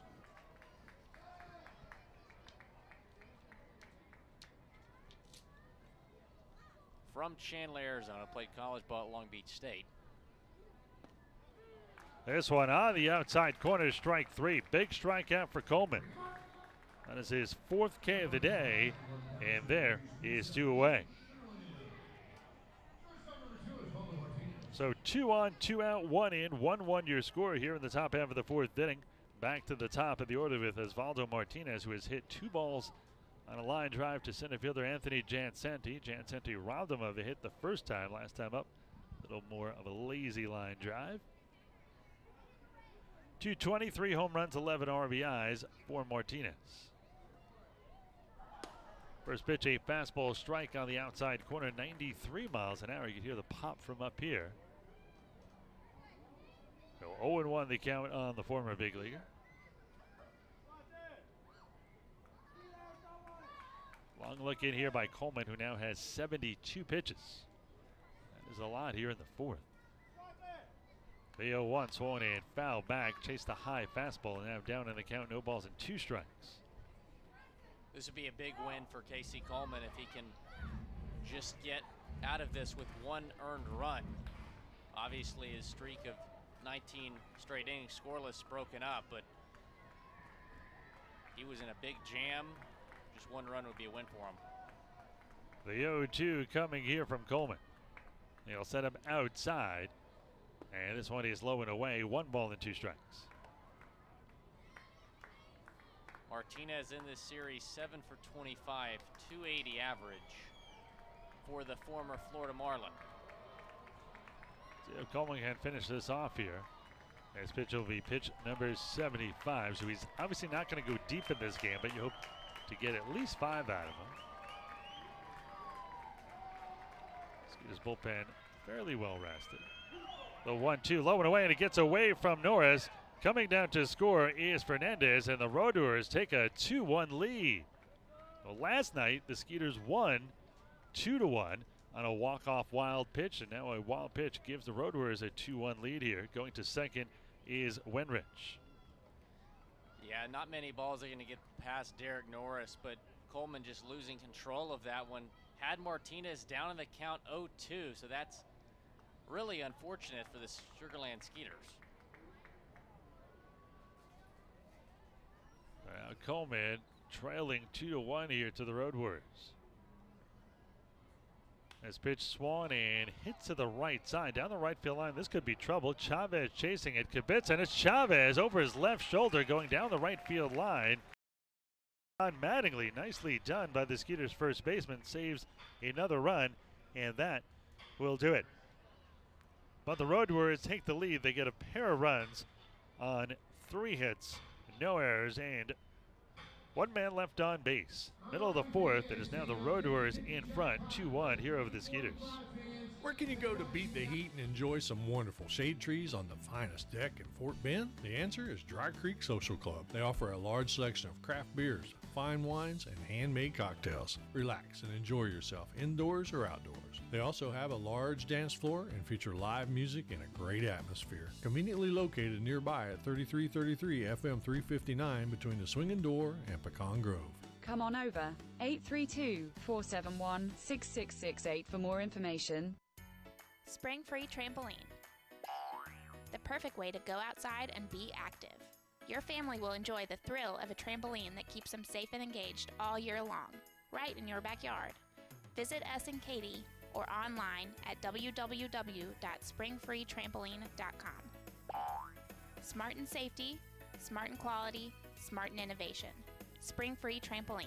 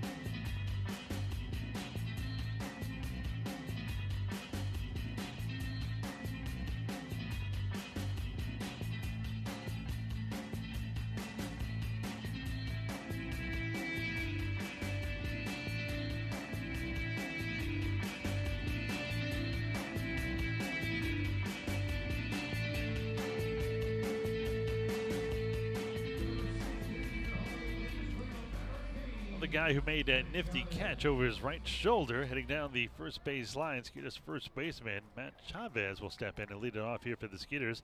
Meat of the order for the Skeeters: Chavez, Derek Norris, Albert Cordero. Skeeters allowed a pair in the top of this inning, now trailed 2-1. Chavez grounded at the short his first time up. This one is fouled down the right side. That'll make the stands. No balls and one strike to Matt. Well, you said it after Anthony Ray made a diving grab the other day and then led off that next inning. It feels like whenever someone makes a great catch to end an inning, he leads off the next frame. Isn't that unbelievable? I think that is kind of a baseball staple. Seems like 75% of the time. The 0-1, this one is a slow chopper to third. That's a fair ball. Pierre fires it on the run. Low in the dirt, and it gets away from the first baseman, Edwin Gomez. Heading to second is Chavez. He's going to make it there. We'll see if that scored an error all the way or a hit and an error. I'd say a hit and an error. Let's see how they score that. Probably should be a hit and an error. Chavez would have been a bang-bang play at first base. Looked like that ball might go foul. Pierre kind of reached out to keep that in play. And as a result, he had to rush the throw to first, try to get Chavez, gets by him, and Skeeters in business here. Runner in scoring position, try to respond to the Road Warriors' 2 runs earlier in this inning. Still no scoring on that play. I'll get it to you as soon as I have it.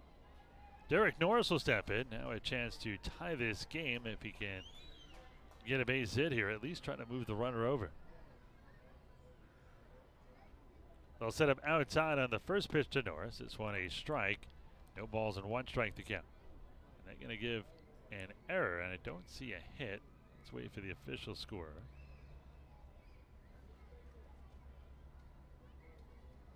Let's see here. They give it an E5 all the way.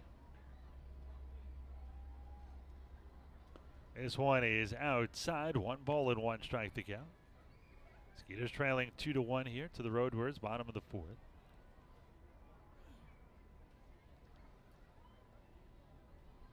Road Warriors 2 runs, 4 hits, and 3 errors. Skeeters 1, 2, and 2. Certainly not a well-played game defensively. This one misses away to Norris. 2 balls and a strike.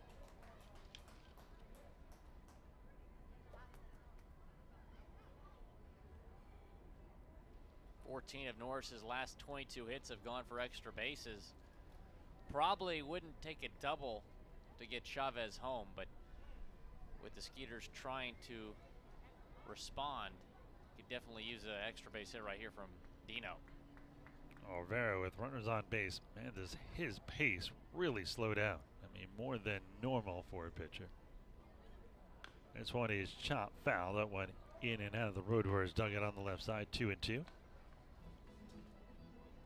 Skeeters trying to tie it right back up. Skeeters had the lead in the bottom of the third. They give it back here in the top of the fourth, and now trying to even it up or take the lead here in the bottom of the fourth with a runner at second and nobody out. Rivera with the chance for a 6th strikeout. In the last start against Sugar Land, he went 6 innings, just 4 strikeouts.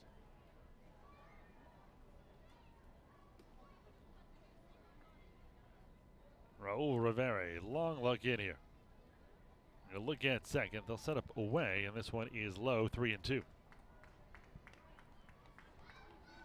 Well, if you're the Atlantic League walk leader, that means you're a patient batter, and Norris once again staying patient, waiting for his pitch, and he's going to have no problem trying to get on base here. He's got a .368 on base percentage this season, Ira. Just a .231 batting average, though.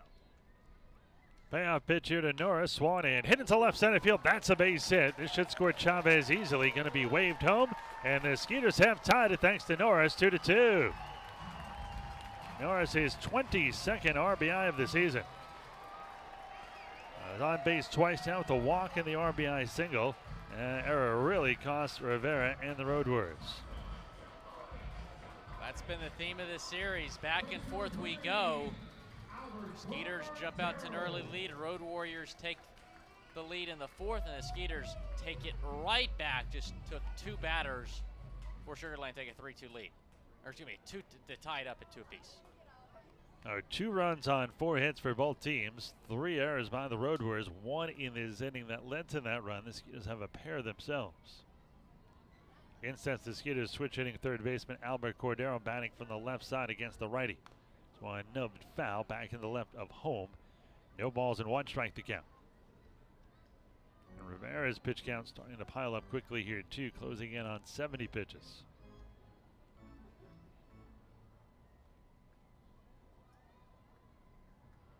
Despite not a ton of runs through 4, this game almost an hour and a half old here. We're only in the bottom of the 4th.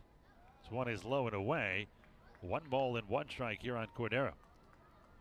Cordero's last affiliate action came in 2015 with AA Binghamton, where he was teammates with Steven Matz, Michael Fulmer, and Seth Lugo. He's doing all right. Some of the Mets who are in the big leagues now. This one grounded to short. This might be 2.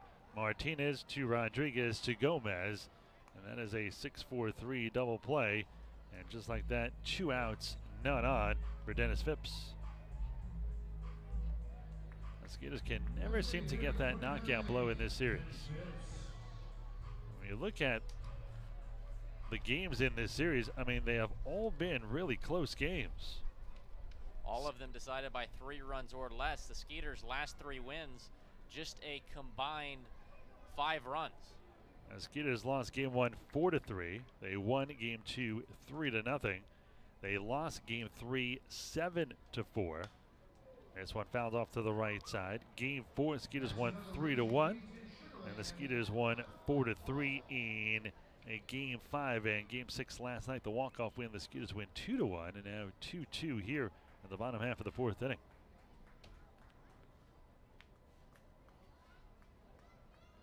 Oh, and 1 the count here to Phipps. They'll set up away here, and this one a strike. Fastball on the outside corner. No balls and 2 strikes to count. Phipps came in at .307 with 5 home runs and 15 RBIs for the Skeeters, right-handed hitting DH. Again, they set up away, and this one is popped up. First baseman Edwin Gomez in foul territory, going towards the Skeeters bench. Reaches back towards the grass for the final out. Could have been a much bigger inning for Sugar Land, who got an error and an RBI single by Norris, but then a double play and a foul out ends it.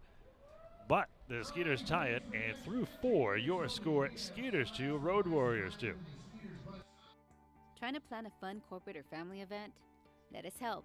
With our group packages here at Constellation, we have everything you need for fun, friendly, family, affordable entertainment. No matter what size the group, we have options for you, like our picnic plaza with our in-ground pool and even a 2-hour food buffet. The Skeeters can customize an outing to fit all your needs. To plan your event, call us here at 281-240-HITS or log on to sugarlandskeeters.com. Sweet 96 is a brand new radio station designed just to serve Sugar Land and Fort Bend County. But we can't build the best without your help. Spread the word about our good work and we'll do the same. Like us on Facebook at Sweet 96 FM or drop us an email at our website, sweet96.com. Together, we will build a better city and Fort Bend County. If it's important to you, it's important to us at the all-new Sweet 96. Are you buying or selling a home in Longmeadow Farms, Aliana, Waterside Estates, Pecan Grove, New Territory, Greatwood, or Harvest Green? Depend on Kim Halstead and Coldwell Banker United Realtors at 281-777-1907. A multi-million-dollar producer and Fort Bend County real estate expert, Kim is uniquely qualified with a proven track record of success and almost 20 years of satisfied customers. Kim Halstead and Coldwell Banker United Realtors, 281-777-1907.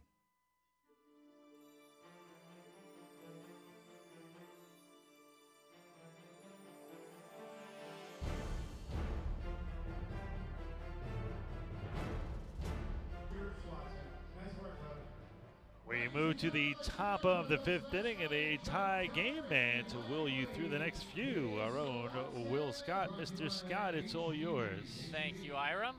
Skeeters tied with the Road Warriors at 2 apiece as we begin action here in the fifth inning. In the series finale, Game 7 of the 7-game homestand against the Road Warriors. Casey Coleman still on the mound. First pitch on the way to Rodriguez is sky to center field. Jan Santi moving to his left and making the catch in left center field. So 1 pitch, 1 out for Coleman, who had his streak of 19 scoreless innings broken up in that last one where he surrendered 2 runs in the top half of the 4th. Hate to see that streak broken up, but 19 innings, pretty darn impressive from Casey Coleman. No doubt about it. He's been phenomenal since being inserted into the starting rotation. And really, this rotation is really, over this last, well, really the first time through with everybody, has really turned out great between Russell last night, pitched a brilliant game. Coleman in his first outing here in this series. We saw Wade and Beeler, and this has turned out to be some rotation. Ben Grissett will be back in the rotation on Long Island tomorrow as well. The 1-0 to Gustavo Pierre. You know, you mentioned the rotation. What's been so impressive as of late is you have Coleman, Beeler, Wade, and Russell all having to make the move from the bullpen to the starting rotation. In Beeler, Wade, and Russell, the last 3 starters for Sugar Land had a combined 1.99 ERA. And that is chop foul down the left side. And Coleman obviously doing a good job tonight.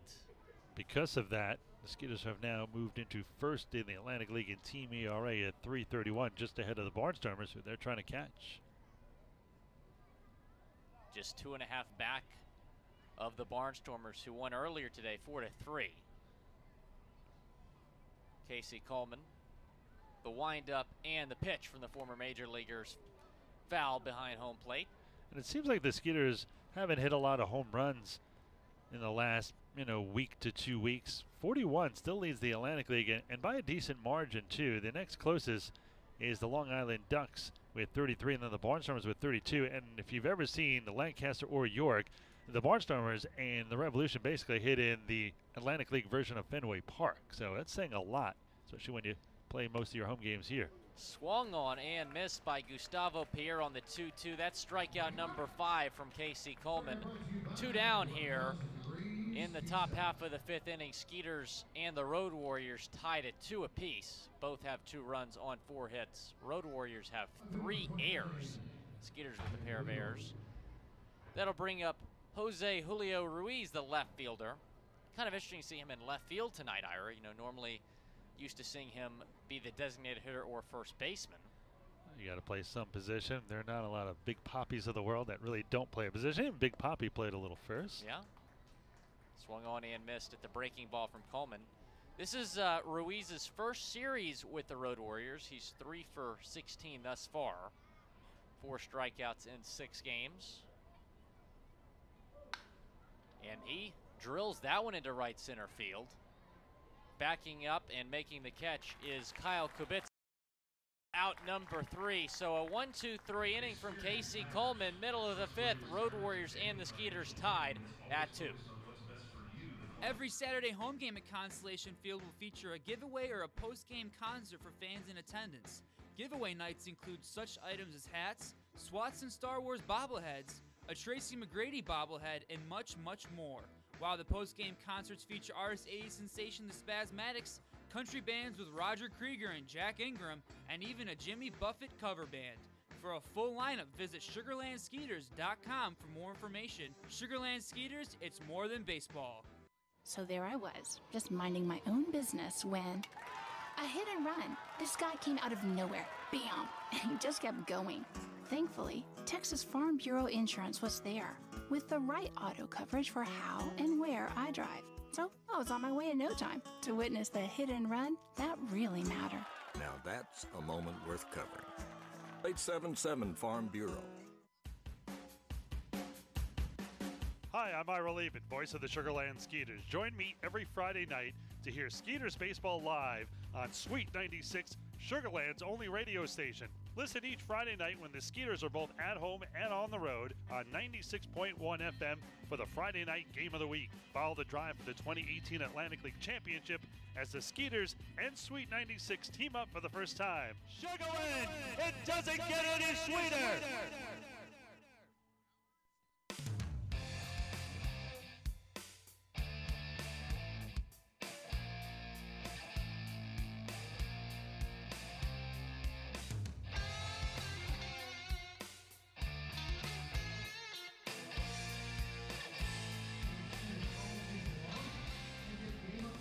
Matt Chavez, Derek Norris, and Albert Cordero. Excuse me, that's going to be Kyle Kubica, Courtney Hawkins, and Anthony Jansanti due up for Sugarland in a tie game. 2-2 here in the series finale against the Road Warriors. Kubica singled his first time up. 232 on the season, 6 homers, 27 RBIs. First pitch on the way, just a bit upstairs from Raul Rivera. Just a 1-5 record on the season, but a 3.63 ERA coming in 9 games. That one paints the inside corner for a strike. Kyle Kubica, the right fielder for this Sugarland team, just hitting 146 in his last 10 games. 2 for 17 in this series. And he looks at strike 2, hits that same spot, does Rivera, inside corner. Kubica, 4th round pick by the Braves in the 2011 draft, spent 2016 with AAA Round Rock in the Texas organization. Grew up here in Texas, went to Texas State. And he chops that one to the second baseman, Melvin Rodriguez, who scoops it up and throws to first on the 4-3 putout for out number 1 here in the bottom half of the 5th inning. Left fielder Courtney Hawkins steps in for Sugarland. He struck out his first time up. 231 on the season, but he leads the league in homers and RBIs. Rivera may not be around too much longer. He's closing out on 80 pitches here in the 5th. First pitch on the way from Rivera to Hawkins is down and outside. Season high for Rivera in pitches is 107. He's hit the century mark 3 times. His last start against Sugarland, he just went 6 innings with 78 pitches. That one is hit into right field, hooking foul, and it does just make the bleachers in right field. Fernandez was chasing it. Makes it a 1-1 count to Courtney Hawkins. Corpus Christi native, went to Mary Carroll High School. Spent last season with AA Birmingham in the White Sox organization.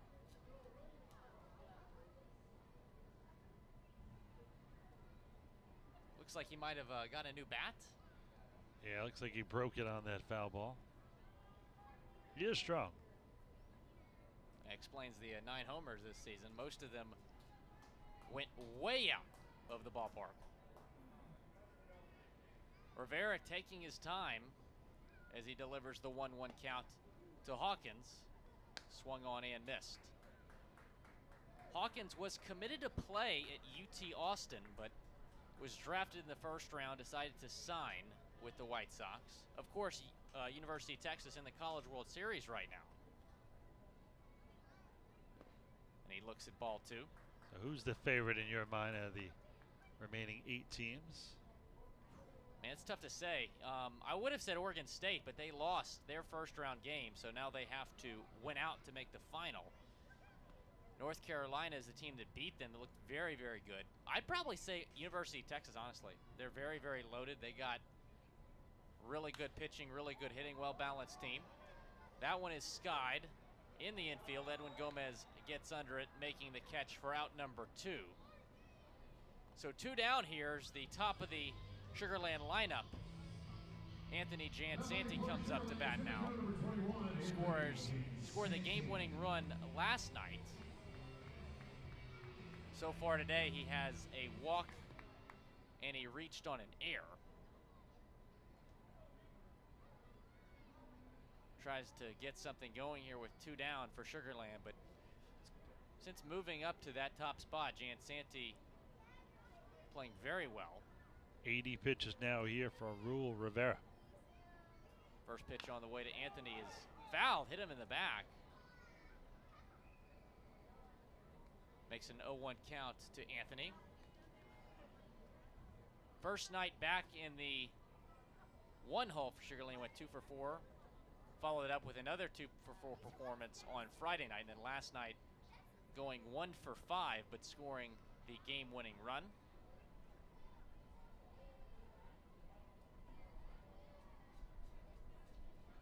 Jansanti on the season batting .261 with 6 homers, 19 RBIs. And he looks at strike 2 on the outside corner.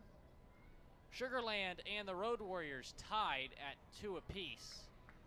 Sugarland leading the series 4-2 as they try to keep pace with Lancaster in the division race. Swung on and missed upstairs by Jansanti. He's frustrated.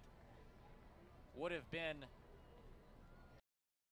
that's the 6th strikeout of the day for Rivera. Into the 5th, Sugarland and the Road Warriors still tied. Where can you go to beat the heat and enjoy some wonderful shade trees on the finest deck in Fort Bend? The answer is Dry Creek Social Club. They offer a large selection of craft beers, fine wines, and handmade cocktails. Relax and enjoy yourself indoors or outdoors. They also have a large dance floor and feature live music and a great atmosphere. Conveniently located nearby at 3333 FM 359 between the Swinging Door and Pecan Grove. Come on over, 832-471-6668 for more information. What does it take to rebuild trust? At Wells Fargo, we've been thinking about that a lot lately. For us, it begins with a renewed commitment to our customers, fixing what went wrong, making things right, working with more transparency and higher accountability, and reinventing how we serve you. It's a new day at Wells Fargo, but it's a lot like our first day. Wells Fargo, established 1852, re-established 2018. Wells Fargo Bank N.A., member FDIC. Trying to plan a fun corporate or family event? Let us help. With our group packages here at Constellation, we have everything you need for fun, friendly, family, affordable entertainment. No matter what size the group, we have options for you, like our picnic plaza with our in-ground pool and even a 2-hour food buffet. The Skeeters can customize an outing to fit all your needs. To plan your event, call us here at 281-240-HITS or log on to sugarlandskeeters.com.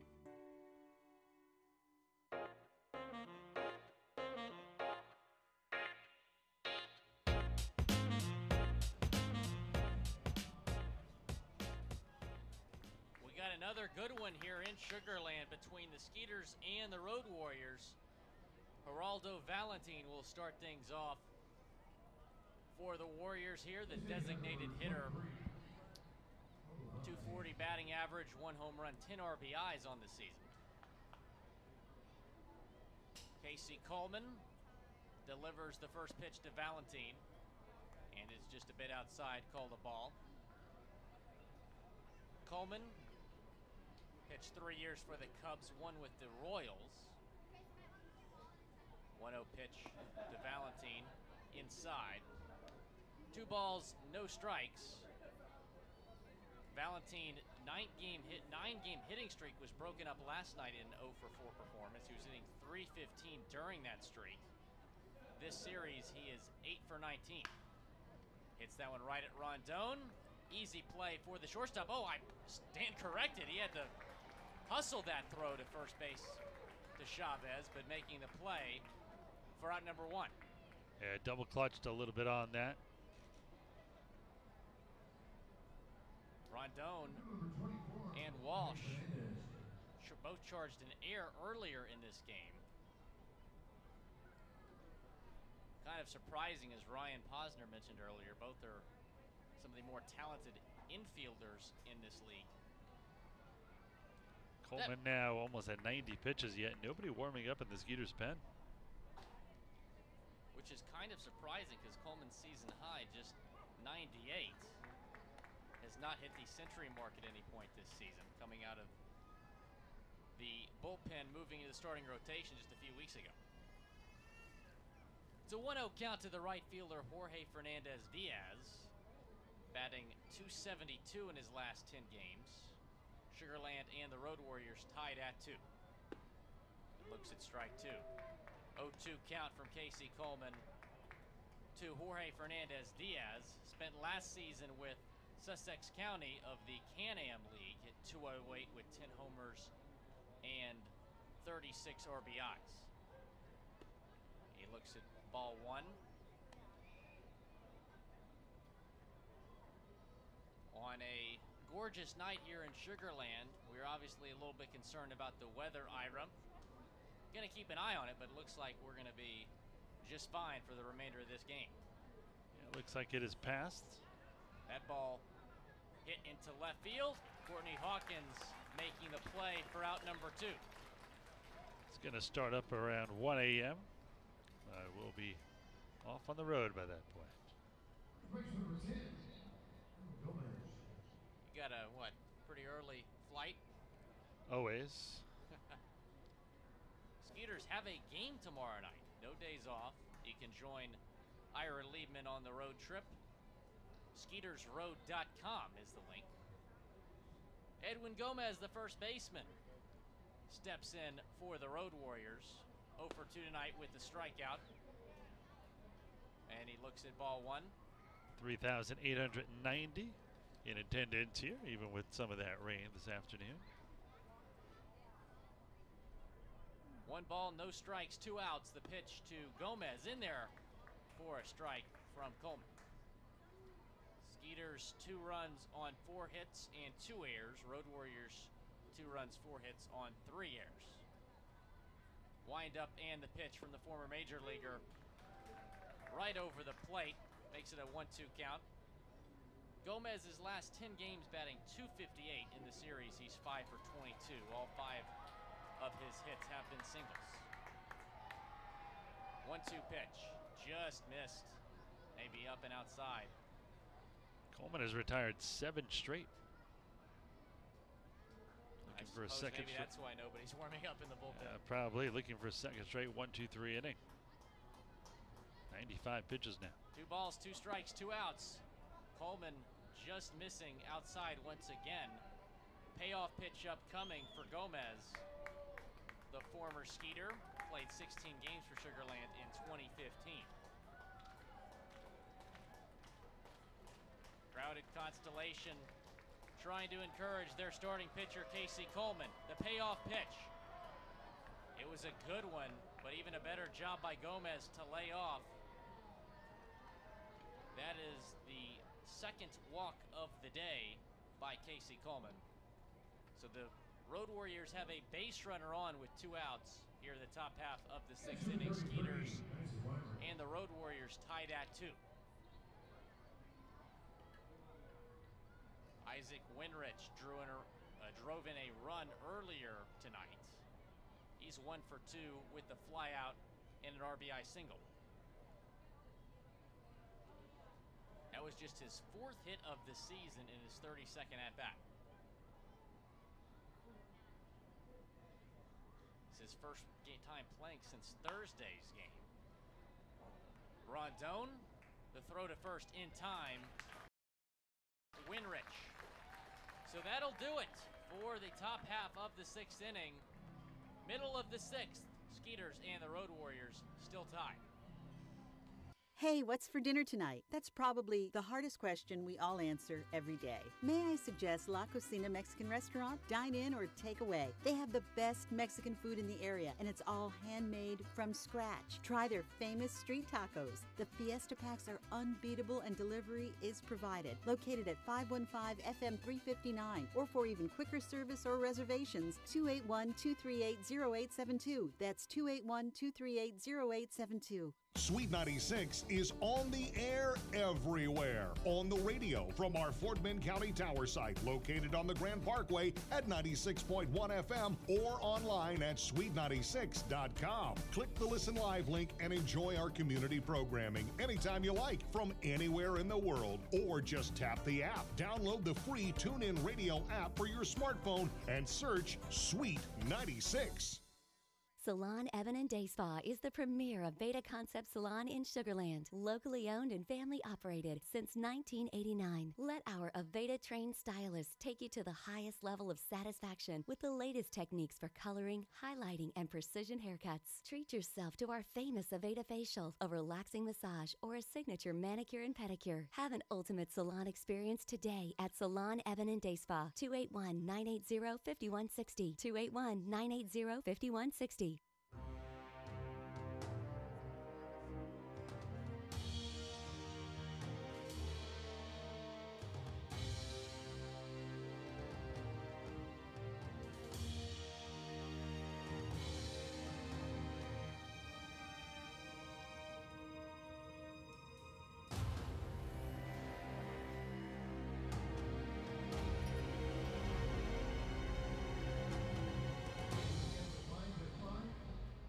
Bottom of the 6th inning. 2, 3, and 4 hitters due up for Sugar Land in Alvaro Rondon, Colin Walsh, and Matt Chavez. Rondon with a strikeout and a RBI single tonight. He'll lead things off for the Skeeters here in the 6th. Rivera still on the mound for the Road Warriors. There was some action in the pen. We were wondering if the 5th might be his last inning, but he's back on to start the 6th. Rondon, 286 average on the season coming in, and he fouls that one off down the left side. Rondon in this series batting .368. He is 8 for 20. Last 10 games hitting .370. And he looks at ball one upstairs. His last affiliate action was in 2015 in the Diamondbacks organization. He hit .313 in 47 games in the rookie league that year. Spent 2016 in Laredo and 2017 with the Texas Airhogs, where he was teammates with Dennis Phipps. And he's going to get aboard with the single right there. Chops that one into left field. He's rounding first, putting on the brakes though, coming all the way back. So Rondon lead things off here with the single in the 6th inning. Well, let's take a look at the Atlantic League scoreboard. The Barnstormers beat the Ducks 4-3, so Skeeters can't gain any ground today. Somerset edges New Britain 2-1, and Southern Maryland wins big over the Revolution 11-6. Unfortunately, of course, Lancaster winning that game earlier on Long Island.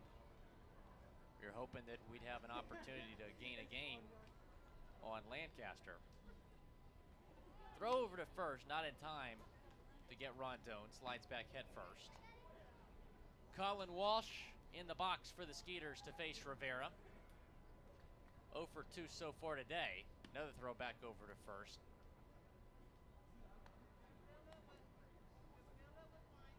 Walsh 4 for 16 in this series.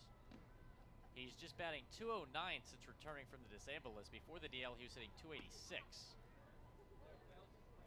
And it's always tough for a player, Ira, to return to their success after coming off the DL. Yeah, I mean, time off sometimes can break it up. Sometimes guys pick up right where they left off, get the break. Just a matter of time before Colin starts to pick up hits more consistently. Average all the way down to 239.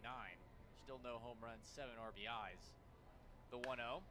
And that one is struck well into left field. On the run is Ruiz. He's not going to get there. One hop off the wall. Rondon rounding second. Now he's rounding third, but he puts on the brakes. Slides back in time. So that is a double for Colin Walsh. The Skeeters in business. Runners in scoring position. But Rondon is down. Appears to be in some pain. He hurt his shoulder on the last road trip. You just hope he didn't aggravate it again. If he grabs his shoulder, it's probably what it is, but gets up quickly here as Skeeters trainer Max Mahaffey comes over. The double, by the way, is double number 7 for Walsh. And this is the opportunity the Skeeters have to cash in. They can't get 1 run. They need to get 2. 2 sacrifice flies could give them a 2-run lead. There's runners on second and third with nobody out. Well, Skeeters scoring 1 run in the third and, of course, 1 run in the fourth. But in both of those innings, Ira, they could have put a lot more up on the board, but failed to convert. The Skeeters have played a lot of close ones for that reason. Situations like this, just not getting it done. The infield is in here, so a base hit could give them that 2-run lead. Well, this is the guy who went up right now. 2 runners in scoring position, nobody out. Skeeters and the Road Warriors tied at 2. Matt Chavez swings at the first pitch. It's skied into right field. This should be enough to get Rondon home. Fernandez making the catch. Tagging is Rondon. Walsh also tagging. Throw to third. Not in time to get Walsh. It gets by the third baseman, Pierre. Walsh coming home. The throw is not in time. Colin Walsh scores. And the Skeeters get 2 runs. And they take a 4-2 lead over the Road Warriors. That's going to be an error. Jorge Fernandez trying to get Walsh on the tag. Rondon had already scored at that point. Gets by the third baseman, Pierre. And on the throw, Pierre double clutched. I don't know why he didn't make that throw originally. Might have gotten Walsh, but that was a very close play at the plate. Walsh got lucky twice there. The throw was unbelievable by Fernandez in right. If it is caught cleanly by Pierre, Walsh is out. Then Pierre knocked down Walsh, so by the time he got up and scampered home, a good throw gets him at the plate, but Walsh with a nifty slide gets around the tag. And I guess when you're struggling to get runs, it doesn't matter how you get them. They scored 2. That's all that matters. Derek Norris swinging at the first pitch, and that one is hit into center field. Getting under it is Matt Hibbert and making the catch for the Road Warriors. I mean, you said it, Ira, before that at-bat from Chavez that Skeeters really needed to get more than 1 run out of that situation, and they did. Kind of a lucky break. It was a poor throw from Jorge Fernandez. So with 2 outs, nobody on, Skeeters up 4-2. Albert Cordero steps in. He's 0 for 2 tonight with a strikeout and a ground out. First pitch on the way from Rivera, in there for a strike. Cordero just 3 for 24 in this series, hitting 125 over his last 10 games. Swung on and missed. In his last 18 games, Cordero just hitting 160, but in his first 27 games, Ira, he had a 393 mark. As you can't have even Albert be hot for all 127. He was just on fire for so long. I mean, really no even mini slump the whole first part of the season. Down in the count 0-2. Rivera with 2 outs trying to get out of this 6th inning. And that's upstairs. For a ball. 1-2 count to Cordero. 3rd season for Sugarland. 3rd season with Sugarland, I should say. Spent all 8 of his minor league seasons with the Mets organization. And that one is ripped into right center field. Running back, making the catch is Hibbert, just shy of the warning track. It was a well-hit ball by Cordero, but Matt Hibbert with a nice play in deep center field. So get 2 runs on the board, nobody left on base. They take a 4-2 lead over the Road Warriors into the 6th inning. Hey Skeeters fans, if you're a senior, 55 or over, we have a great deal for you. Join our Silver Skeeters Club presented by Advanced Hearing Center. Silver Skeeters Club members receive admission to 9 Skeeters home games, free drink coupons on game days, exclusive VIP events, and much more. If you're a Skeeters fan aged 55 or over, don't miss out on this great opportunity. For more information, go online to sugarlandskeeters.com. The National Baseball Hall of Fame and Museum in Cooperstown. Relive baseball's greatest moments, connect with the national pastime, and honor the all-time greats of the game. Plan your family visit today at baseballhall.org. Hi, I'm Ira Lehman, voice of the Sugarland Skeeters. Join me every Friday night to hear Skeeters Baseball live on Sweet 96, Sugarland's only radio station. Listen each Friday night when the Skeeters are both at home and on the road on 96.1 FM for the Friday night game of the week. Follow the drive for the 2018 Atlantic League Championship as the Skeeters and Sweet 96 team up for the first time. Sugarland, it doesn't get any sweeter!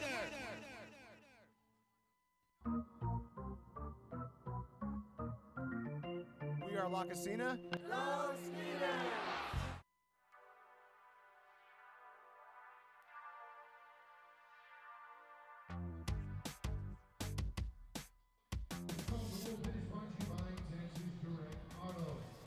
Sugarland native Kyle Winkler on the mound for the Skeeters, the 5'11", 195-pound righty who last pitched for AA Montgomery in the Rays organization. This season for Sugarland, he has an even 4 ERA in 18 innings pitched. He's allowed 8 earned runs on 11 hits, and he has struck out 16 batters. And let's throw it back to the voice of the Sugarland Skeeters, Ira Lehman. Oh, thanks, Will. Now Winkler would take over here for Coleman. What a job Coleman did. Coleman just under 100 pitches, 6 innings, 4 hits, 2 runs. They were both earned, 2 walks and 5 strikeouts. And he hands a lead, and now with the 2 runs has a chance to get the win here. Winkler will most likely, I'm thinking, go 2, and perhaps Paulino, or 1-1-1. It could be Winkler, West, and Paulino. Paulino West, after pitching in 3 of 4 games, had last night off. Winkler will face the number 9 hitter Matt Hibbard. First pitch high and outside, 1-0. Hibbard, Martinez, and Rodriguez a 9-1-2. Skeeters leading 4-2 here in the top half of the 7th. Hibbard came in 175, no home runs and 1 RBI. The 1-0 high, 2-0, and 6 combined errors. Will, this is not exactly a fielding clinic, is it? No, and both teams have kind of been helping each other out, I guess. But that last error that was committed by the Road Warriors, huge, gave the Skeeters a 2-run lead. They set up outside. The 2-0 by Kyle is low and away, 3-0. Hibbard spent 3 seasons with the Sonoma Stompers of the Pacific Association, where he was teammates with Cody Bishop and Isaac Winrich. Sonoma, California? That would be correct. Wine country. The 3-0. High and outside ball 4. Winkler wasn't close on any one of those 4 pitches. Leadoff walk here after the Skeeters take a 4-2 lead. Does not come back to haunt them. Only the 3rd walk by Skeeters pitching. Well, you know, the Road Warriors this whole series have done an excellent job at responding when the Skeeters score runs. Skeeters got a long way to go to get this win, just up 2 in the top of the 7th inning, and now you get the top of the Road Warriors lineup right now. Winkler, last 12 home appearances, 1-0 with a 2.53 ERA in 10 2/3, and he has 4 straight scoreless appearances overall. Throw to first, gets away from Chavez over his head, and Winkler, wild not only to the batters at the plate, 4 straight balls, but the throw to first to Chavez allows Hibbert to go to first, and another error. 3rd by the Skeeters, 7th overall in this game. I know it's a little wet out there, but my goodness. Go down as an E1. It's a little bit wet, but it hasn't rained all game. You don't expect 7 errors. That's the 3rd on the day, like you just said, from the Skeeters. Winkler trying to get the runner out at first and just went way over the head of Matt Chavez. Oh, now Rondo, and then the infield going to come in here as Skeeters pitching coach Corey Dommel will come in and try to settle down his right-hander. Well, remember, 96.1 FM is Sugarland's only radio station and the new radio home of the Skeeters. Listen to the Friday night game of the week each and every Friday night, both at home and on the road for the 2018 season. 96.1 FM and the Skeeters. It doesn't get any sweeter.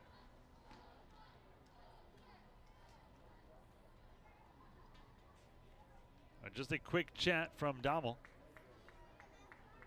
Let's hope Winkler can settle down here. 4 pitches, all balls.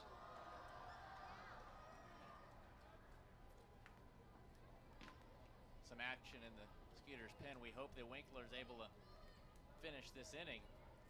He has 4 straight scoreless outings coming in. This one is low and away, so 5 pitches, 5 balls now.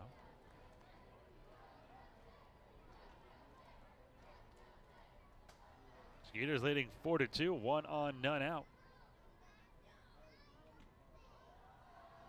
So Winkler walks the leadoff man in Hibbert, throws the ball away to first, and now delivers the 1-0. This one high, 2-0, 6 straight balls.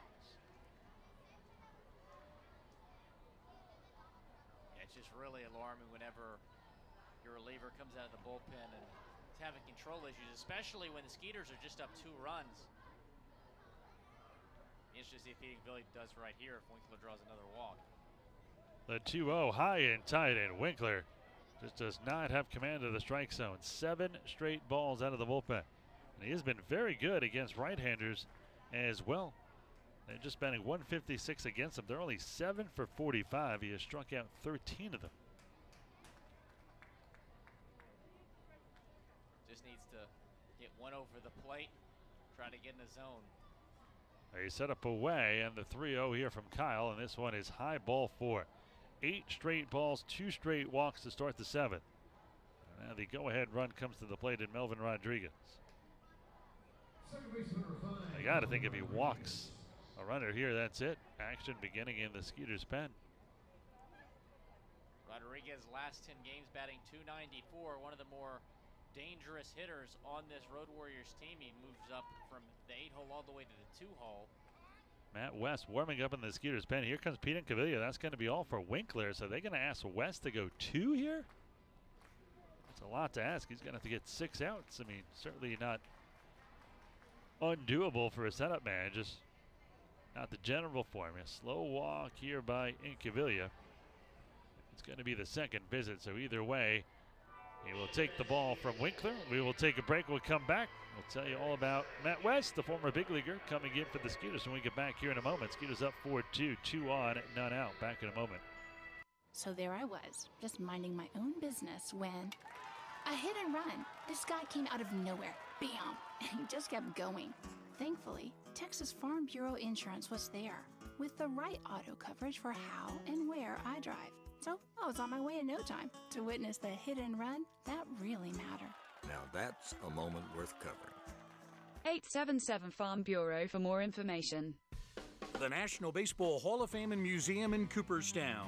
Relive baseball's greatest moments, connect with the national pastime, and honor the all-time greats of the game. Plan your family visit today at baseballhall.org. Hey fans, come bring the family for one of the most exciting nights of the week here at Constellation Field. Firework Fridays, where we celebrate our Skeeters like it's the 4th of July. With music and a fantastic fireworks show after each and every Friday home game that's included with your ticket purchase.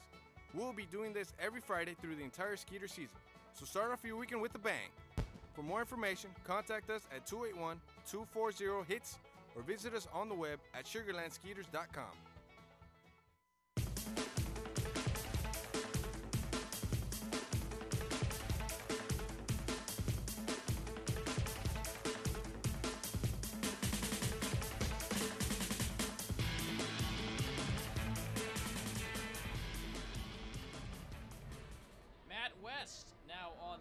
Sugarland, the 6'1", 230-pound right-hander from right here in Houston, Texas, went to Bel Air High School, the former major leaguer this season for the Skeeters, has a perfect ERA in 12 games, 12 innings pitched. He's only allowed 6 hits, and he has struck out 18.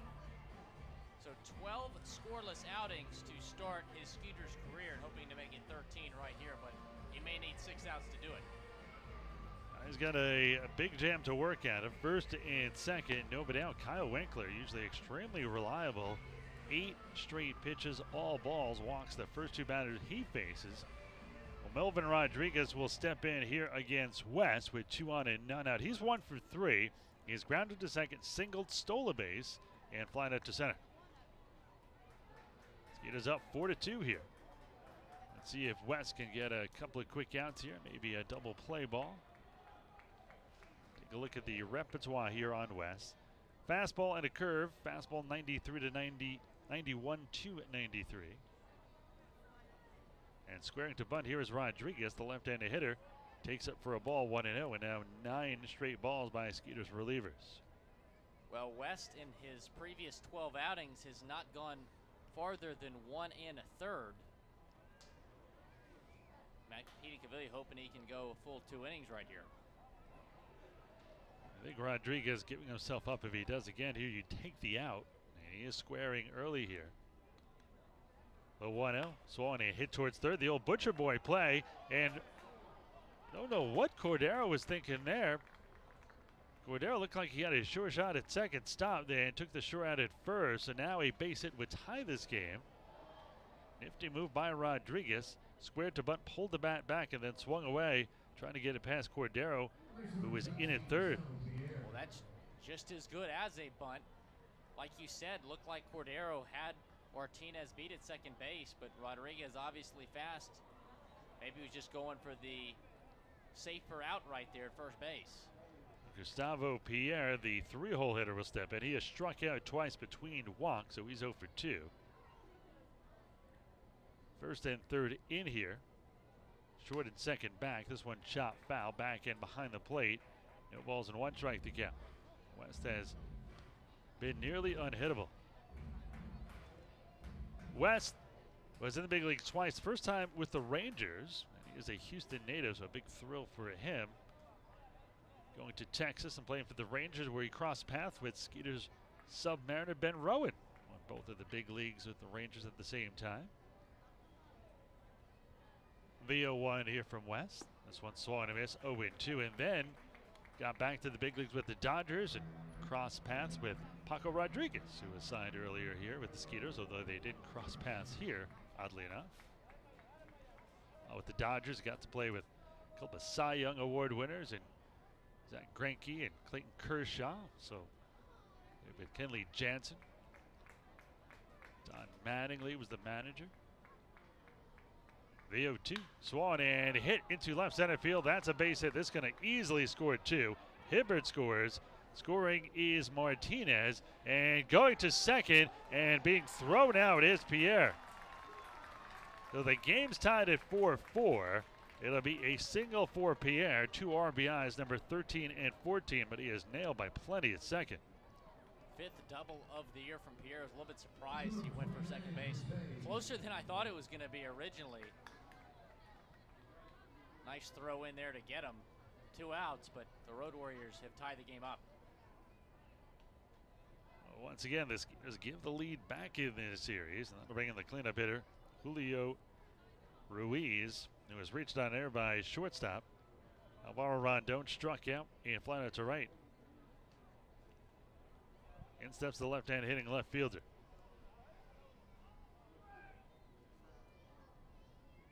First pitch here by West. This one foul back. West will still have his scoreless streak alive if he gets out of this inning. Those 2 runs will be charged to Winkler. Does not retire about it.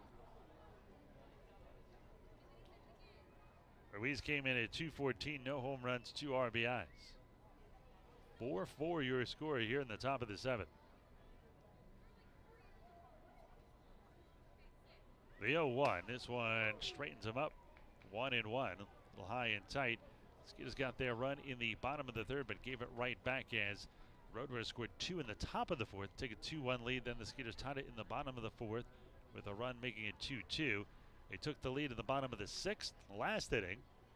Led 4-2 and give 2 right back here in the top of the 7th, and we're tied at 4.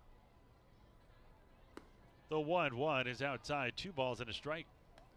Well, much like Matt West, Ruiz spent some time in the Rangers organization. His last affiliate action came in 2011 in AA Frisco, where he hit .275 with 12 homers and 54 RBIs. 2 balls and 1 strike the count to Ruiz. Norris will set up inside. The right-hander deals, and this one is swung and clubbed into right field, but Kubica is there, and will bring down the line drive for the final out. But the Road Warriors get 2, and in the middle of 7th, we're all tied at 4.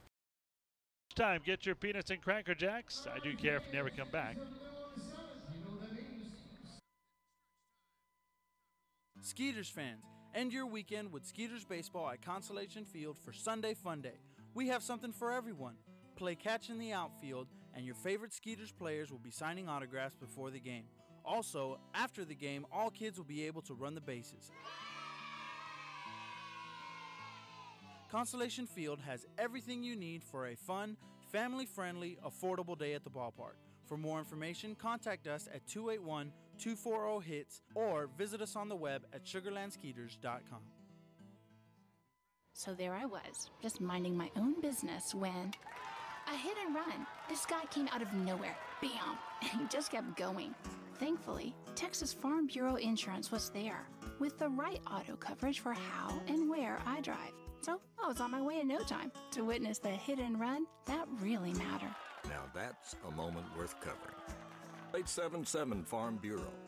Every Saturday home game at Constellation Field will feature a giveaway or a post-game concert for fans in attendance. Giveaway nights include such items as hats, Swats and Star Wars bobbleheads, a Tracy McGrady bobblehead, and much, much more. While the post-game concerts feature artist 80s sensation The Spasmatics, country bands with Roger Krieger and Jack Ingram, and even a Jimmy Buffett cover band. For a full lineup, visit SugarlandSkeeters.com for more information. Sugarland Skeeters, it's more than baseball. Let me hear ya! Good and loud! A1, A2, A3.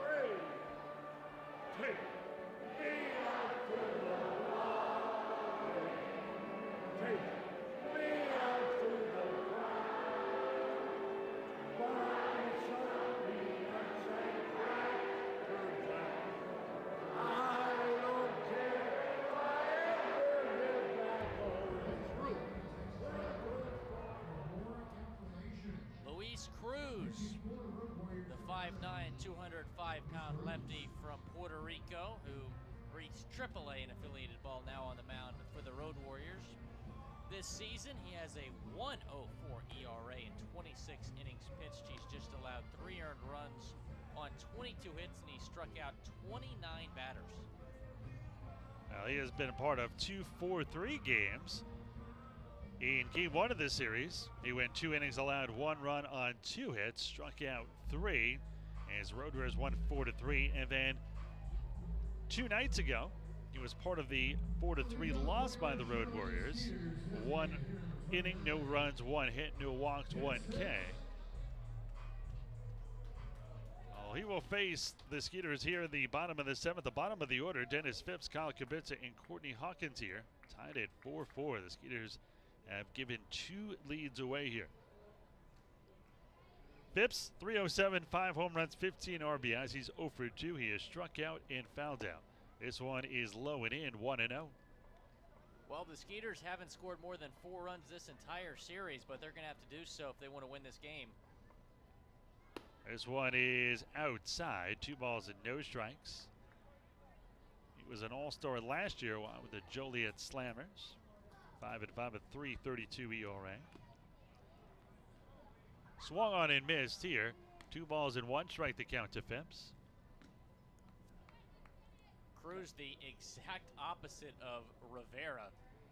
Very quick at some of these pitches that he's throwing. The 2-1. Fastball misses outside, 3-1. Take a look at Raul Rivera's final numbers.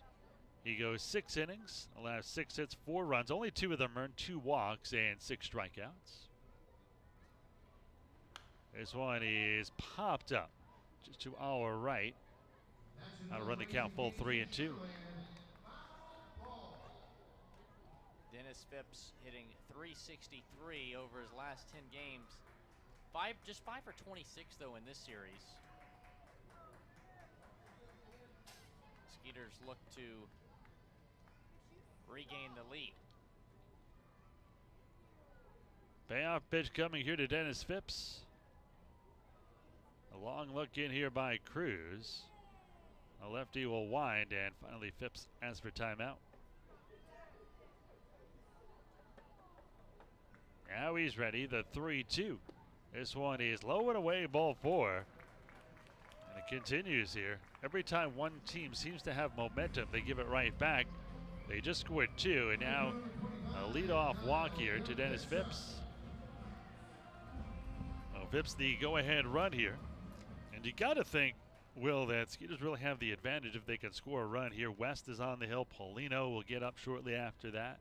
Oh, absolutely. West and Paulino, like you said, have practically been unhittable. Paulino leading the league in saves. And they've closed the last couple of games, those two for the Skeeters. And squared to bunt here is Kubica, surprisingly. Bunts it foul into the net. No balls and 1 strike to count. I like that move. Kubica just batting 146 over his last 10 games, 2 for 16 in this series. Play some small ball, try to get Dennis Phipps in scoring position. Skeeters have become a small ball type team, and they're getting good at it, so let's hope it works out. Also the lefty-lefty matchup. Third baseman Pierre playing in. The 0-1. And good bunt right to the third baseman, slow roller. The only play will be at first. And Phipps slips around second, gets back in, loses his helmet, but manages to get back. Man, I hope he's okay. Dennis Phipps, as he slowly gets up, looks like he might have tripped over the back. I'm not sure exactly what happened, but he was down. He's waving back, beating Cavilla, saying he's okay.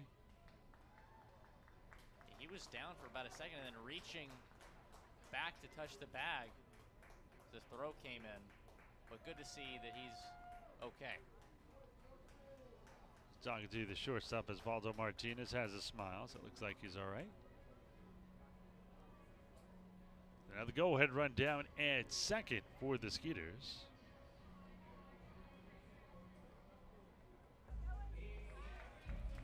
Well, in steps Courtney Hawkins, so it will be a sack bunt. The bunt will go down 5-4.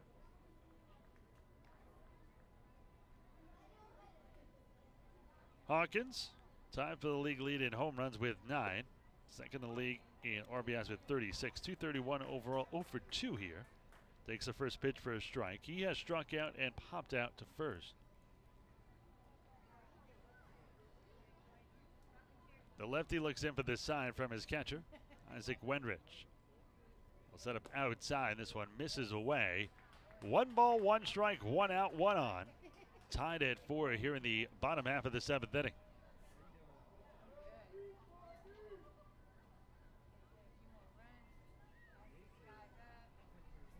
Cruz looks at second, but comes home. This one hits a third, so retreating is Phipps, and the throw pulls the first baseman Gomez off the bag and almost took his arm off as Hawkins was hustling down the line.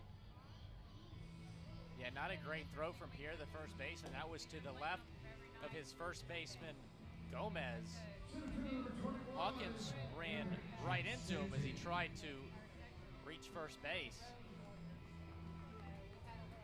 So 2 out is going to take a 2-out hit now.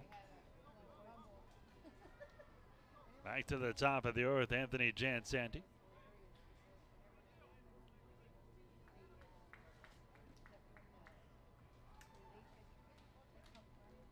Runners in scoring position, Jansanti just batting 180. Kind of surprising because he's come up with some clutch hits this year for Sugarland. First pitch is low. 1 ball and no strikes here for Jansanti.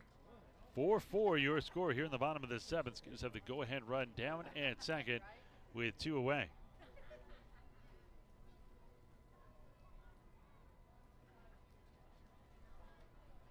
The 1-0 here to Anthony. This one is a little bit low 2-0. Jancenti has walked, reached down an error, stole the base, and struck out. He's 0 for 2. Gaben batting .261.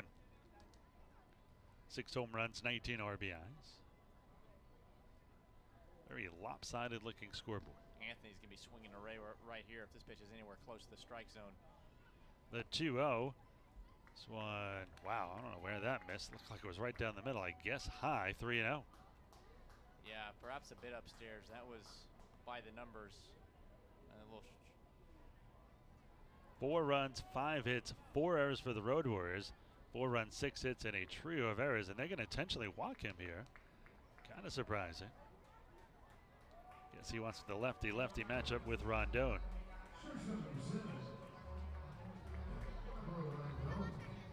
So in steps Alvaro.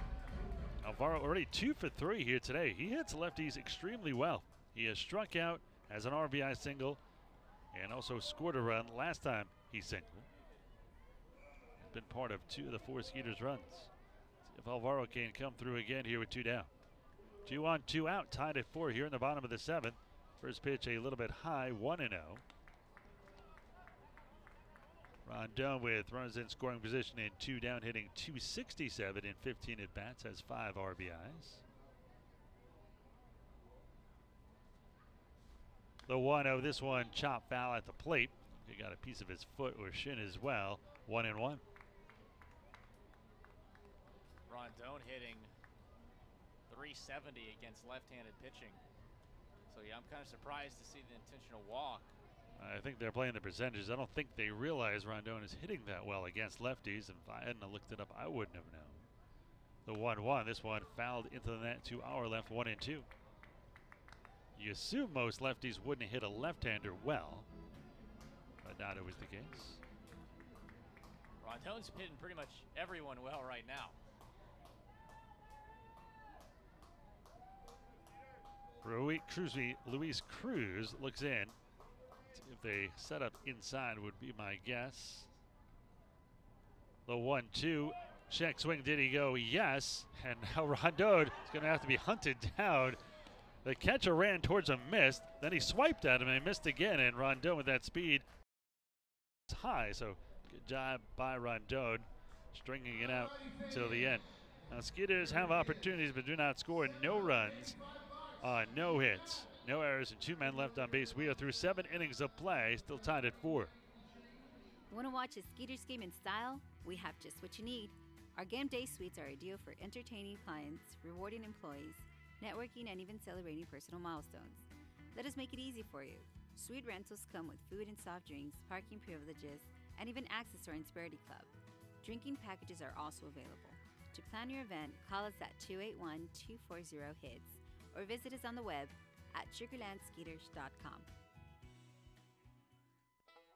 Hey fans, come bring the family for one of the most exciting nights of the week here at Constellation Field, Firework Fridays, where we celebrate our Skeeters like it's the 4th of July. With music and a fantastic fireworks show after each and every Friday home game that's included with your ticket purchase.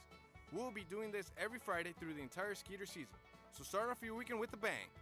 For more information, contact us at 281-240-HITS or visit us on the web at sugarlandskeeters.com.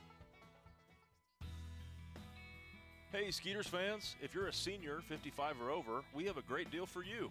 Join our Silver Skeeters Club presented by Advanced Hearing Center. Silver Skeeters Club members receive admission to 9 Skeeters home games, free drink coupons on game days, exclusive VIP events, and much more. If you're a Skeeters fan aged 55 or over, don't miss out on this great opportunity. For more information, go online to sugarlandskeeters.com.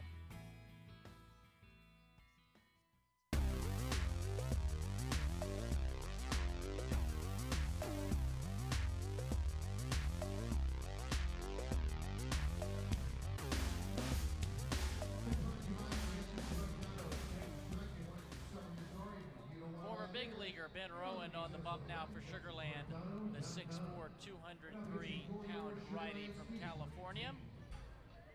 Pitched for the Rangers, of course. 208 average this season in 5 games. He has allowed 1 earned run in 4 1/3 innings, and he has struck out 4 batters So maybe with a tie game, that's why Matt West isn't coming out. It perhaps would be different if the Skeeters were winning this game, Ira. Yes, I agree. And you save Paulino for the 9th if it's still tied. The Submariner, his first pitch is a little bit outside, 1-0. He has allowed just 1 run in 5 appearances. Been very good for the Skeeters. Always fun to watch a guy with a unique style like a submarine pitcher. This one is into right center field. That's a base hit. Into the gap. Kubica cuts it off. The throw into second. Going to be a play, and he's out at second. What a tag by Rondon. And that is a very lucky break for the Skeeters. Road Warriors were going to have a runner on here trying to take the lead in the 8th. And that throw got him by a mile. And you cannot take Kubica's arm for granted. Not only is it a great arm, it's also unbelievably accurate. In fact, earlier this year, he threw a runner out at third on a force out. Man, it's a good out there. An extraordinary arm. A single and a 9-6 put out. No, it's 1 out and none on for Fernandez, and that is certainly deflating. Would have been a leadoff single. This one a strike. Good for the Skeeters. Mojo staying their way. The switch hitting Fernandez batting here from the left side against the right-handed Submariner Ben Rowan. He's reached on an error. He is doubled and scored, and then flat out to left. This one is low and away. 1 ball, 1 strike, 1 out. Tied at 4 here in the top half of the 8th. Rowan began the year at AAA Louisville in the red system. 0-2 with a 9.28 ERA in 10 appearances. Flings this one outside 2-1. Porch of 2 big league seasons, no record, a 6.94 ERA. Guess who his first major league strikeout was? I remember this from the interview. What? Okay, remind me. Derek Norris. Ah, that's right. Ground ball to second. Walsh has it. 4-3 on the put it and 2 down. I knew that was one of his first strikeouts. I didn't remember that was his first, though. I think in the interview, Rowan said that they have not discussed that yet, but Rowan has the video on his phone. He should probably show him that soon to give him a hard time. Yeah, might have to let him know if it hasn't gotten back to him already. Rowan has played in the Rangers, Brewers, Reds, Orioles, Cubs, and Blue Jays system. Them Submariners really get around. He was a International League All-Star in 2016 while at AAA Buffalo, where he has family. Grew up. This one is a strike. No balls and 1 strike to count. Yeah, he was actually born in Buffalo and then moved out to California, so he said it was a pretty cool experience to return to upstate New York and pitch in front of some family and friends up there. Also an All-Star in the Carolina League in 2012. Slow grounder up the middle and off the mid of Walsh. Got a piece of it on trying to backhand it just behind second. That'll be an infield single. And now that throw out at first to lead off the inning looms a bit larger. Yeah, Walsh frustrated himself. Tried to make the play. It would have been a tough throw to make the first base. It's going to be ruled an infield single, but not an error. Wenrich, the catcher. A left-handed hitter, flied it to right at an RBI single and grounded out to short, so he is 1 for 3. Tied at 4 here in the top half of the 8th. Now it's become Skeeter time. They can score in the 8th. They go to their closer in the 9th. We'll have a chance for a walk-off win in the bottom of the 9th like they did last night. First pitch here by Rowan. One misses inside, and Rowan right around 80 miles an hour consistently. It's amazing that you can throw different pitches coming from underneath, but he does have that fastball, slider, changeup, and a thing he calls a rise ball, which I'll get to in a second here. The 1-0 from the righty. This one swung and fouled into the net. So a rise ball is kind of a modified softball pitch, but is the opposite of a curve. So a curve goes, a big bending curve goes 12 to 6. A rise ball goes from 6 to 12, so it comes from Literally underneath goes up. Yeah. Very unique pitch. Pretty much the exact opposite of a breaking ball. 1 ball and 1 strike to count here to Wenrich. like a guy coming at that angle Sardom and then flipping it from underneath Submariner style. Really, once you change speeds, it's very confusing. The 1-1 jams him off the fist foul above our heads here behind home plate. 1-2 the count. And he's the kind of guy that can mess up a hitter for a few at-bats once you see another fastball pitcher. Your timing is way off. 1 ball, 2 strikes, 2 outs, 1 on, 4-4 here in the top half of the 8th inning.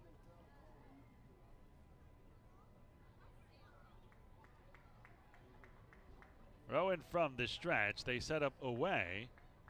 And a throw to first by Rowan.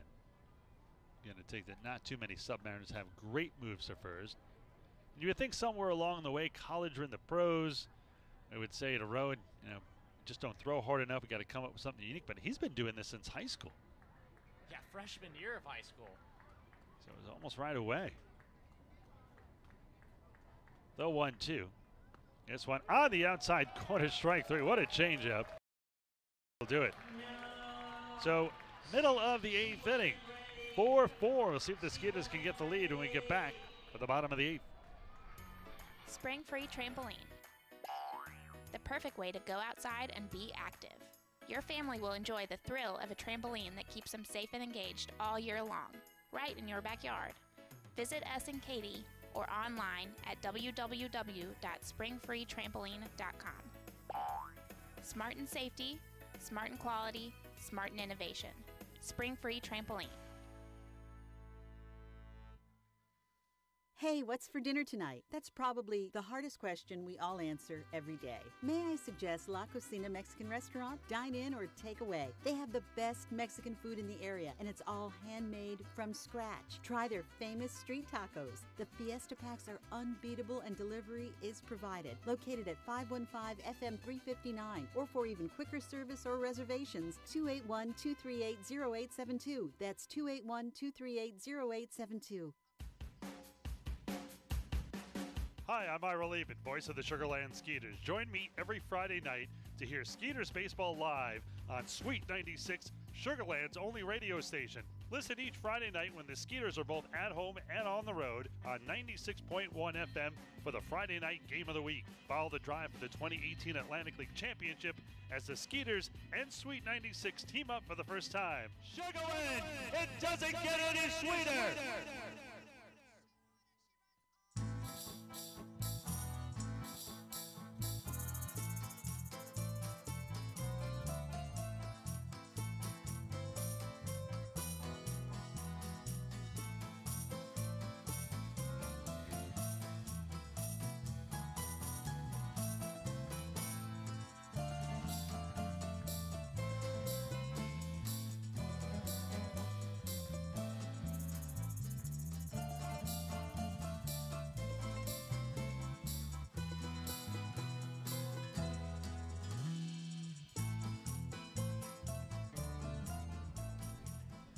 Bottom of the 8th.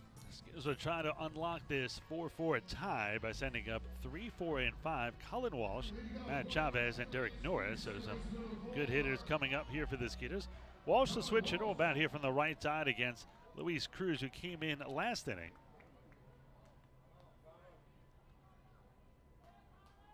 Cruz walked 2 but did not allow a hit. Walsh, he has 1 for 3, doubled and scored last time up on an error. That's one a strike on the outside corner. He's also struck out and grounded out to short, so he is 1 for 3 officially.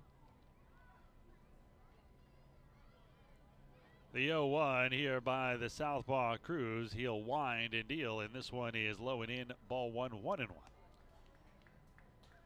In his first outing against Sugarland on Monday night, he allowed a run. That was only his 3rd run he's allowed all season through 26 innings. This one is hit into center field. Low sinking line drive. Going to fall in for a base hit. Skeeters have the leadoff man aboard here in the 8th, trying to take the lead, tied at 4. Matt Chavez will step in. He's grounded out to short.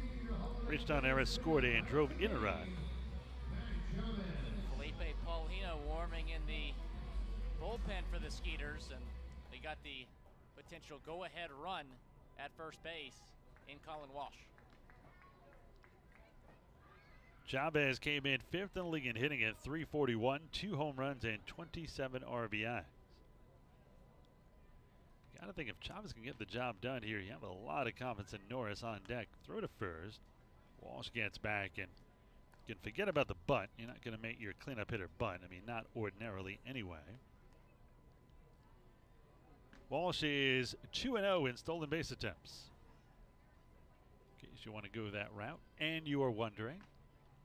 And now you know. First pitch here is high and outside, 1-0. Cruz 22 pitches, 11 for strikes, 11 for balls. Not where you want to be at 1-1.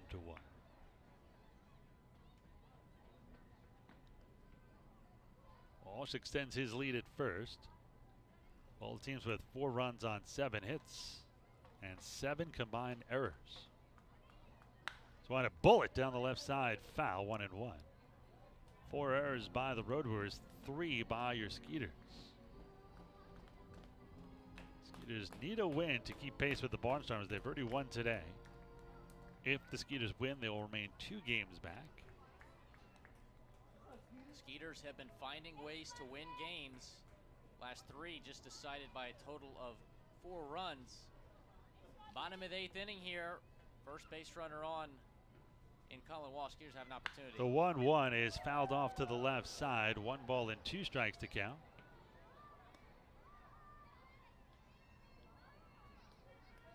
Chavez will go through his routine. The bat to the gloves to the helmet. Well, sometimes you have batting gloves, they're just not fitting you right, and you want them to be perfect when you hit it. I don't think that's the case. Perfect every time, every swing.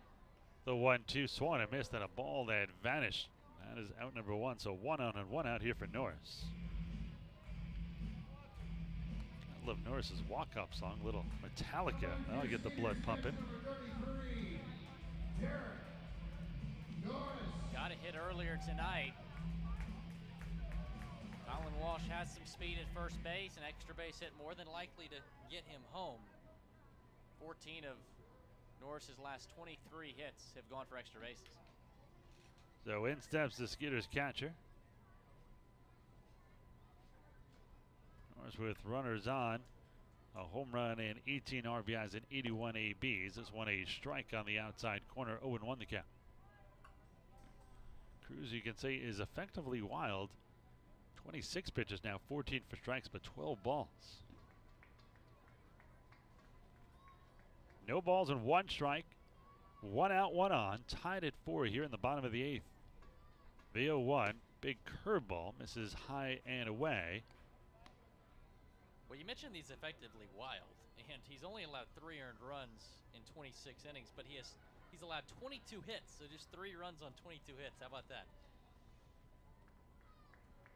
If Norris can get a pitch, he can drive here. They'll set up outside. This one is low and in off the mid of the catcher, Wenridge, but only a couple of feet to his left. No advance by Walsh. I got to think if Norris gets out here, you may send Walsh with 2 down. That way a single by Cordero would give them the lead. Walsh leads off of first. 2-1, 1 out. A good hit and run count. You could do it right here. Walsh does not go. This one is through the left side for a base hit. I think Norris broke his bat and had enough to get it into left field. And now the go-ahead run down at second base for Albert Cordero. You said it, Ira. He had a lot of confidence in Derek Norris and able to come up with a big hit right there, putting Walsh in scoring position. Still 1 out. Albert Cordero coming up for the Skeeters. Cordero with runners in scoring position this year, hitting .333 in 42 at-bats. He has a home run and 15 RBIs. Switch hitter will turn around and bat from the right side against the lefty. Cordero tonight 0 for 3. He has struck out, hit into a double play, and flat out to center. Skeeters keep finding ways to win these 1-run games. Let's see if they can do it again here tonight. One in walk-off fashion on a walk-off wild pitch. First pitch here, a strike, 0-1 the count. Now 30 pitches here for Cruz. 4-4 here in the bottom half of the 8th inning. Skeeters out hitting the Road Warriors 8-7 now. Road Warriors out erroring, if that's a word. Now it is. 4-3. As one swung and missed, and Cordero down 0-2. Yeah, Cordero just 3 for 25 in this series. You'd love to see him come up with a big hit right here. He's done it so many times. Fans Constellation Field trying to cheer on the fan favorite. 2 on, 1 out. The 0-2 to Cordero. This one a little high and tight. 1 ball and 2 strikes on number 3.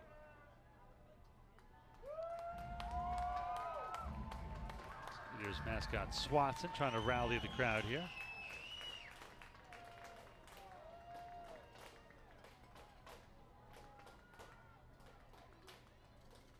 Cruz a long look in here. A lot of pitches for a reliever already. 33 pitches in all here out of the bullpen. Came in last inning, a long inning, walking 2. Although he did not allow a hit or a run. The 1-2 to Cordero. Swung a hit high and deep down the left side. If it's fair, it's gone. It is gone! A 3-run homer for Albert Cordero, and the Skeeters take a 7-4 lead. What a blast by the Skeeters third baseman. Home run number 6, RBI 23, 24, and 25 in a big spot here in the 8th. He couldn't have picked a better time for his first home run since May 17th. Well over the wall in left field, and it gives the Skeeters the lead.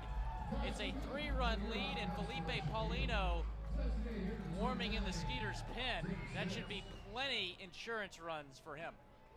And those insurance runs brought to you by Texas Farm Bureau. Texas Farm Bureau members get free tickets to the Skeeters games on Sunday. Just show proof of your current membership at the Skeeters TD ECU ticket office, and you can get 2 free tickets to any Sunday home game. Visit your local agent to become a member today. Well, Paulino will not have to nurse a 1-run lead. He'll have at least 3. Dennis Phipps took the first pitch for a ball. This one a strike on the outside corner. So 1 ball, 1 strike, 1 out. Skeeters, thanks to Cordero's 3-run bomb, lead 7-4. And now Cordero with his 6th home run. He has more home runs here this year through 47 games than he did in the last 2 years. This one is grounded to short. A throw over by Martinez is out, number 2.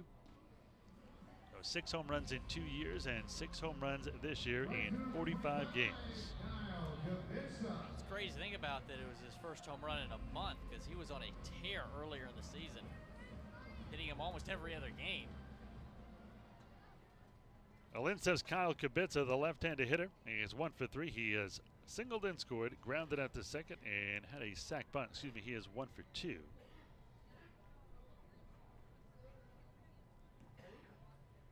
First pitch is a strike on the outside corner. He's throwing over 35 pitches as a reliever. Certainly susceptible. And Cruz was.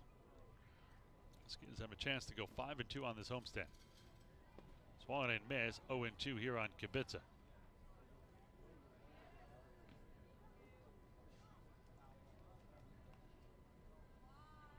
Seven runs now on 9 hits for the Skeeters, 4 runs on 7 for the Road Warriors. This one misses a little low and in.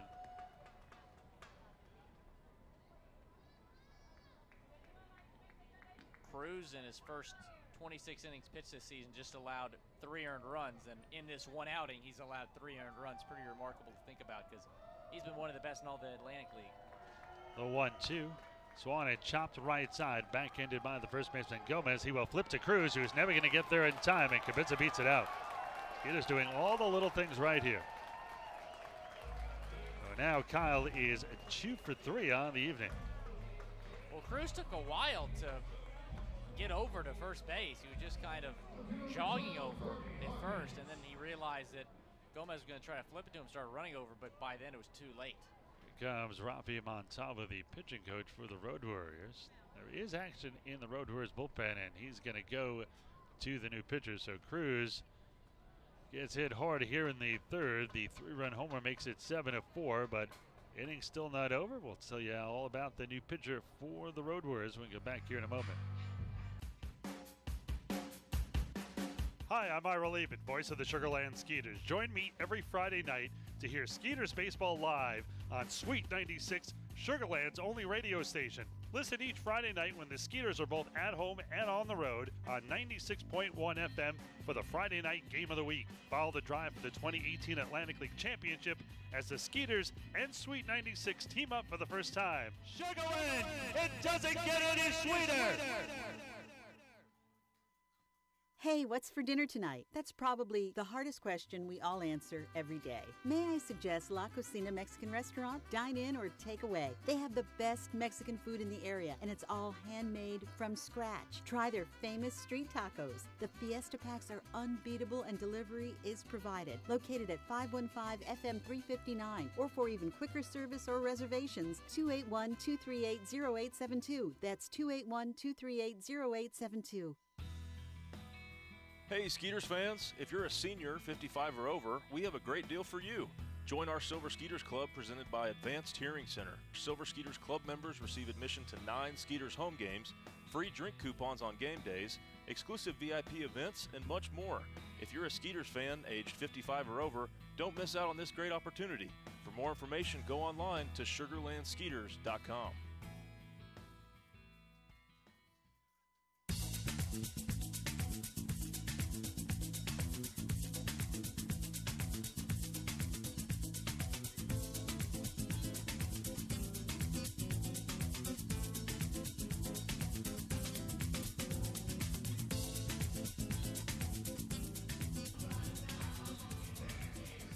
Exit Luis Cruz, enter Jose Ortega, the 5'11", 165-pound righty from Venezuela. Former major leaguer and also a former Skeeter this season for the Road Warriors. He's a 5.40 ERA and 16 2/3 innings pitched. He's allowed 10 earned runs on 23 hits, and he's struck out 15. Now this is Courtney Hawkins to face Ortega. Ortega, a Venezuelan native, 29 years old. Spent time at the big league level with the Tigers in 2012 through 2014. Big league numbers: 0-3, a 5.74 ERA in 14 appearances. Minor league numbers: 18-23 with a 4.20 ERA. 9 saves to go along with that. Last year with the Sioux Falls Canaries in the American Association, 4-8 with a 4.82 ERA despite 17 saves. Not exactly a dominant closer. The 0-1 high and outside, 1-1. He was signed originally by the Tigers and was in their system at just 23 years old. Made his debut at 23.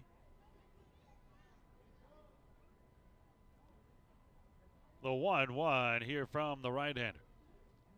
There's one high and tight as Hawkins jumps out of the way of that one. 2-1. Ortega features a fastball, pretty good one, 94-97. Also features a changeup and a slider.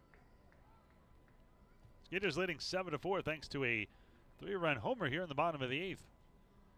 Skeeters third baseman Albert Cordero. The 2-1 swung on, popped up, mile high, left side of the infield. Martinez, the shortstop, with a couple feet on the grass, stumbles, falls down, but holds on to it. And that'll do it. Man, did that have power for Hawkins. But the 3 runs on 3 hits, highlighted by the 6th home run of the year by Albert Cordero. Skeeters up 3, then he 3 outs to go. Felipe Paulino will try to set it down in the 9th when we come back here in just a moment. What does it take to rebuild trust? At Wells Fargo, we've been thinking about that a lot lately. For us, it begins with a renewed commitment to our customers, fixing what went wrong, making things right, working with more transparency and higher accountability, and reinventing how we serve you. It's a new day at Wells Fargo, but it's a lot like our first day. Wells Fargo, established 1852, re-established 2018. Wells Fargo Bank N.A., member FDIC. Has your home or commercial insurance claim been denied or underpaid? At Morgan Elite Specialist Services, we know that the insurance claim process can be stressful. Our public adjusters have the experience to make this process as smooth, easy, and comfortable as possible, so you can get on with enjoying the things you're protecting. Learn more by visiting us online at messtx.com. That's MESSTX.com. Or call us today at 855-445-3404. We truly look forward to meeting you. Where can you go to beat the heat and enjoy some wonderful shade trees on the finest deck in Fort Bend? The answer is Dry Creek Social Club. They offer a large selection of craft beers, fine wines, and handmade cocktails. Relax and enjoy yourself indoors or outdoors.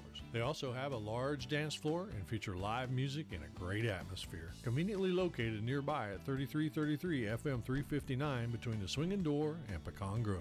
Come on over, 832-471-6668 for more information. Hi, I'm Kim Holstead with Coldwell Banker United Realtors in Sugar Land. Go Skeeters!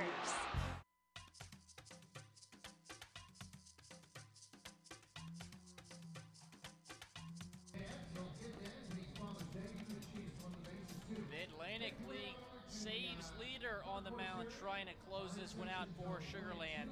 Felipe Paulino, 6'3", 275-pound righty from Venezuela, a former major leaguer.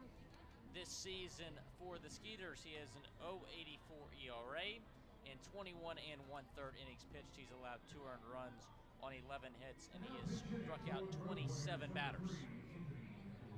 So Paulino will try to close out his 14th save, and for once, poor guy has a lead to work with. 3 runs. Skeeters up 7-4 on Albert Cordero. 3-run shot in the 8th.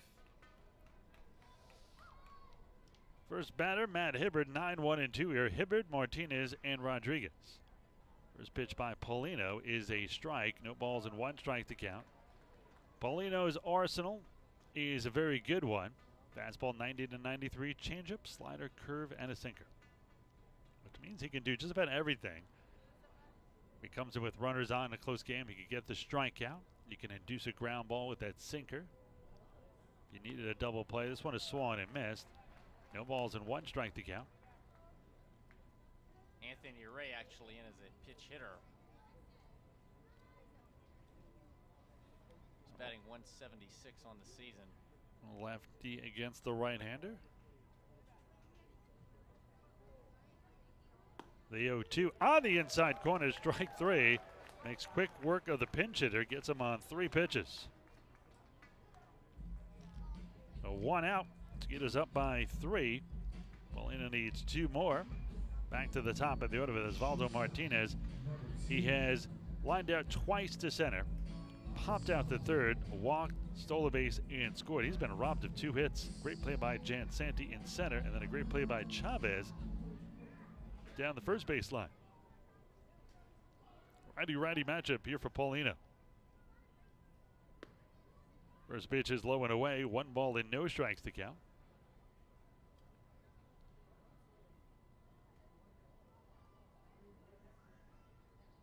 Paulino, usually a fairly quick worker.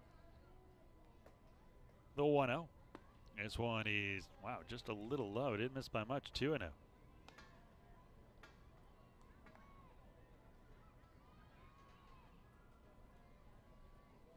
Last year for the Skeeters, he was 4-5 with a 197 ERA on 16 saves. Already looking for his 14th save here. This one low again. 3 balls and no strikes. Those last 2 pitches just missed. Paulino kind of got unlucky breaks right there. There's one, a fastball for a strike. 3 balls and 1 strike to count.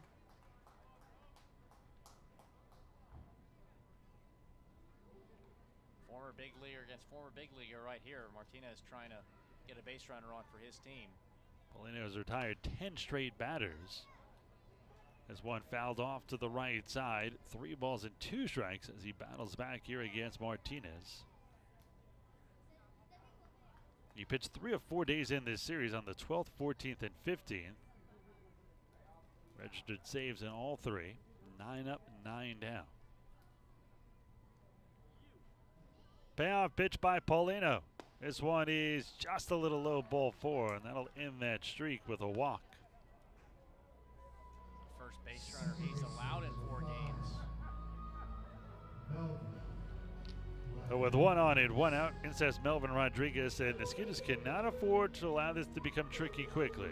I want to bring that tying run to the plate. Skeeters leading 7-4. Tying run still on deck. In steps the left-handed hitting second baseman, Melvin Rodriguez. They set up outside on the first pitch. This one swung and sky to center, but Jan Santi's there. Moves towards left center and squeezes it for the second out. So now the only thing standing between Paulino and a save and a Skeeters win is the right-handed hitting third baseman, the 3-hole hitter, Gustavo Pierre. Pierre drove in 2 with a single last time up. He's also struck out twice in walk, so he's 1 for 3. 5 for 17. Excuse me, 5 for 18 in this series is Pierre. There goes the runner. He'll take off, no throw. That'll go down as a defensive indifference, just to stay out of the force out. Yeah, I mean, a 3-run lead, not a big deal. Martinez able to swipe second. Norris not even threatening to throw right there. Paulino owns the lowest ERA in the Atlantic League by any pitcher with at least 20 innings.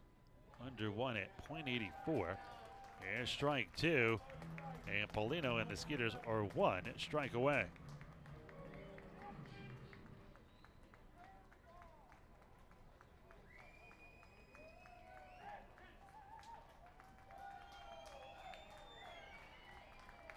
The 0-2 from Paulino. Swung on and missed, strike 3, and that's the game. As the Skeeters win this one, they'll throw it down to first to complete it.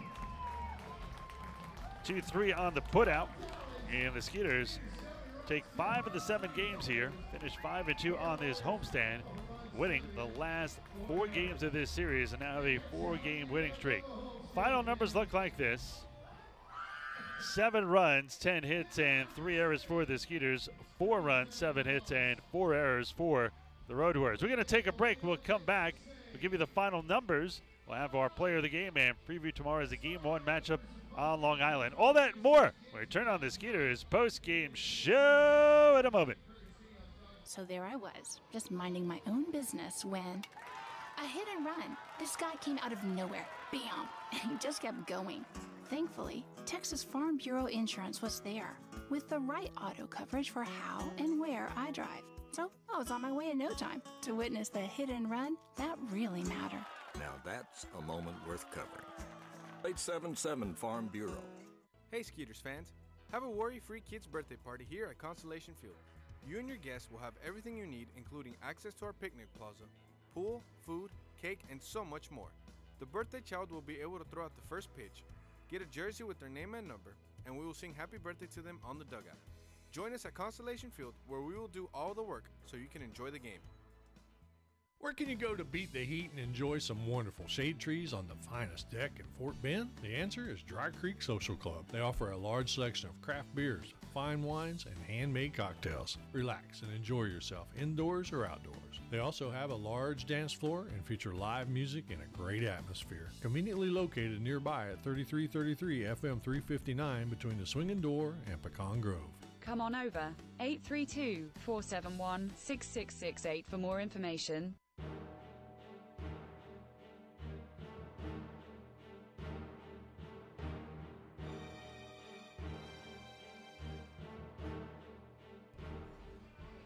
Welcome to the Skeeters post-game show, and excited Ira Liebman as the Skeeters win their 4th straight after trailing in this series 2-1.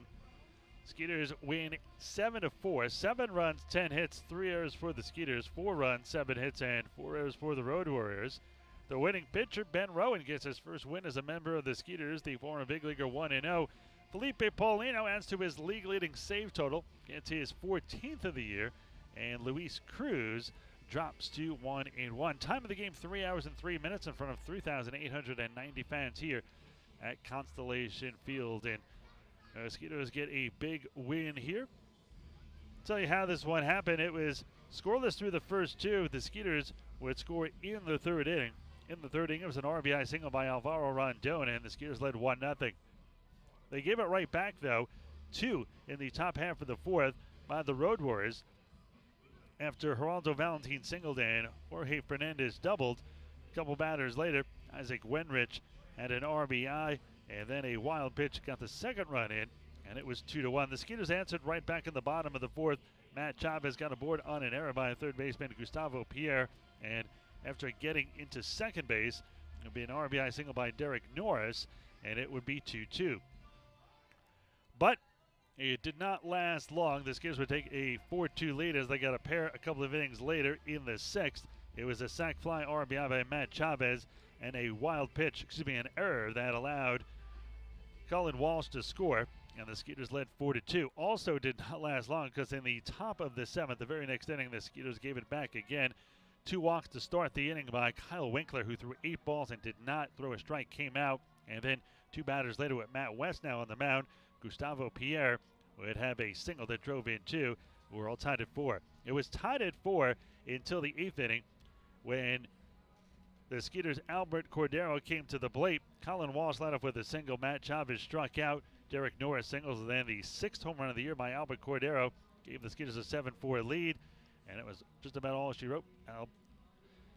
Skeeters' Paulino Felipe came in and got the side, allowed a walk, ended a streak of 10 straight retired, but retired the next 2 as the Skeeters win 7-4. While standing by, our hero of the game, Albert Cordero, and he's there with our own Ryan Poster. Ryan. Thank you, Ira. Standing by with Skeeters third baseman Albert Cordero, whose 3-run home run led them to a 7-4 win over the Road Warriors tonight. Albert, take us to that bat. What you saw, Luis Cruz obviously having a pretty good year for the Road Warriors, but you took him deep right there. I mean, I was thinking about to bring the guy on second just to try to hit the ball. And I just got that pitch and 2 strikes. Just try to put the ball on play, and I get that one really good.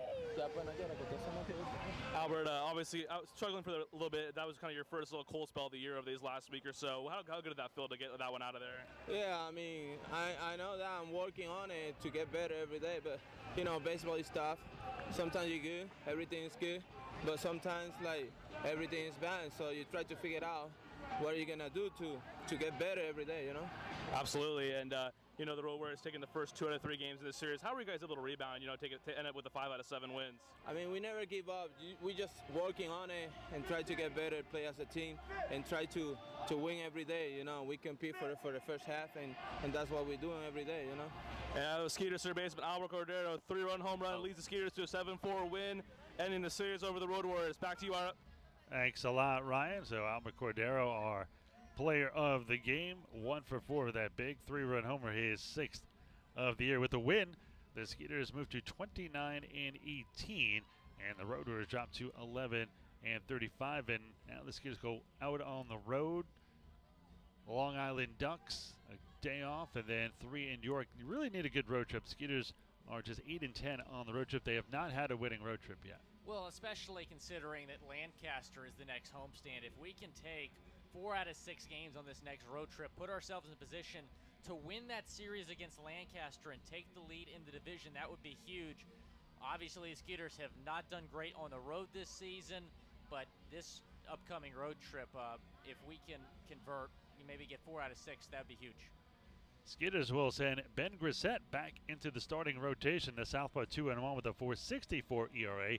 He'll go against Southpaw Jake Fisher, 2-1 with a 3.80 ERA. And we've talked about how now, after a couple of weeks of kind of stretching out some of the relievers and this starting rotation and looking better and better, they get Grissett back into the rotation after 2 relief appearances coming off the DL. Yeah, Grissett was looking fantastic before he hit the disabled list. It's great to see him inserted back into this rotation. A rotation really that's primarily made up of relievers, but give those guys credit. They've done a great job. But Ben Grissett, a natural starter, really good to see him back with this club. Incredible win for the Skeeters as they win their 4th straight, perhaps putting something special together, making a run towards the playoffs. Well, that's going to do it for us here. Tomorrow on Long Island, it'll be a 6:35 start on the East Coast. The pregame show will start at 6:15 here at Texas time, 5:35 first pitch and a 5:15 pregame show. For my broadcast partners, Ryan Posner and Will Scott, this is Ira Loon saying enjoy the rest of your evening, and we will see you tomorrow night.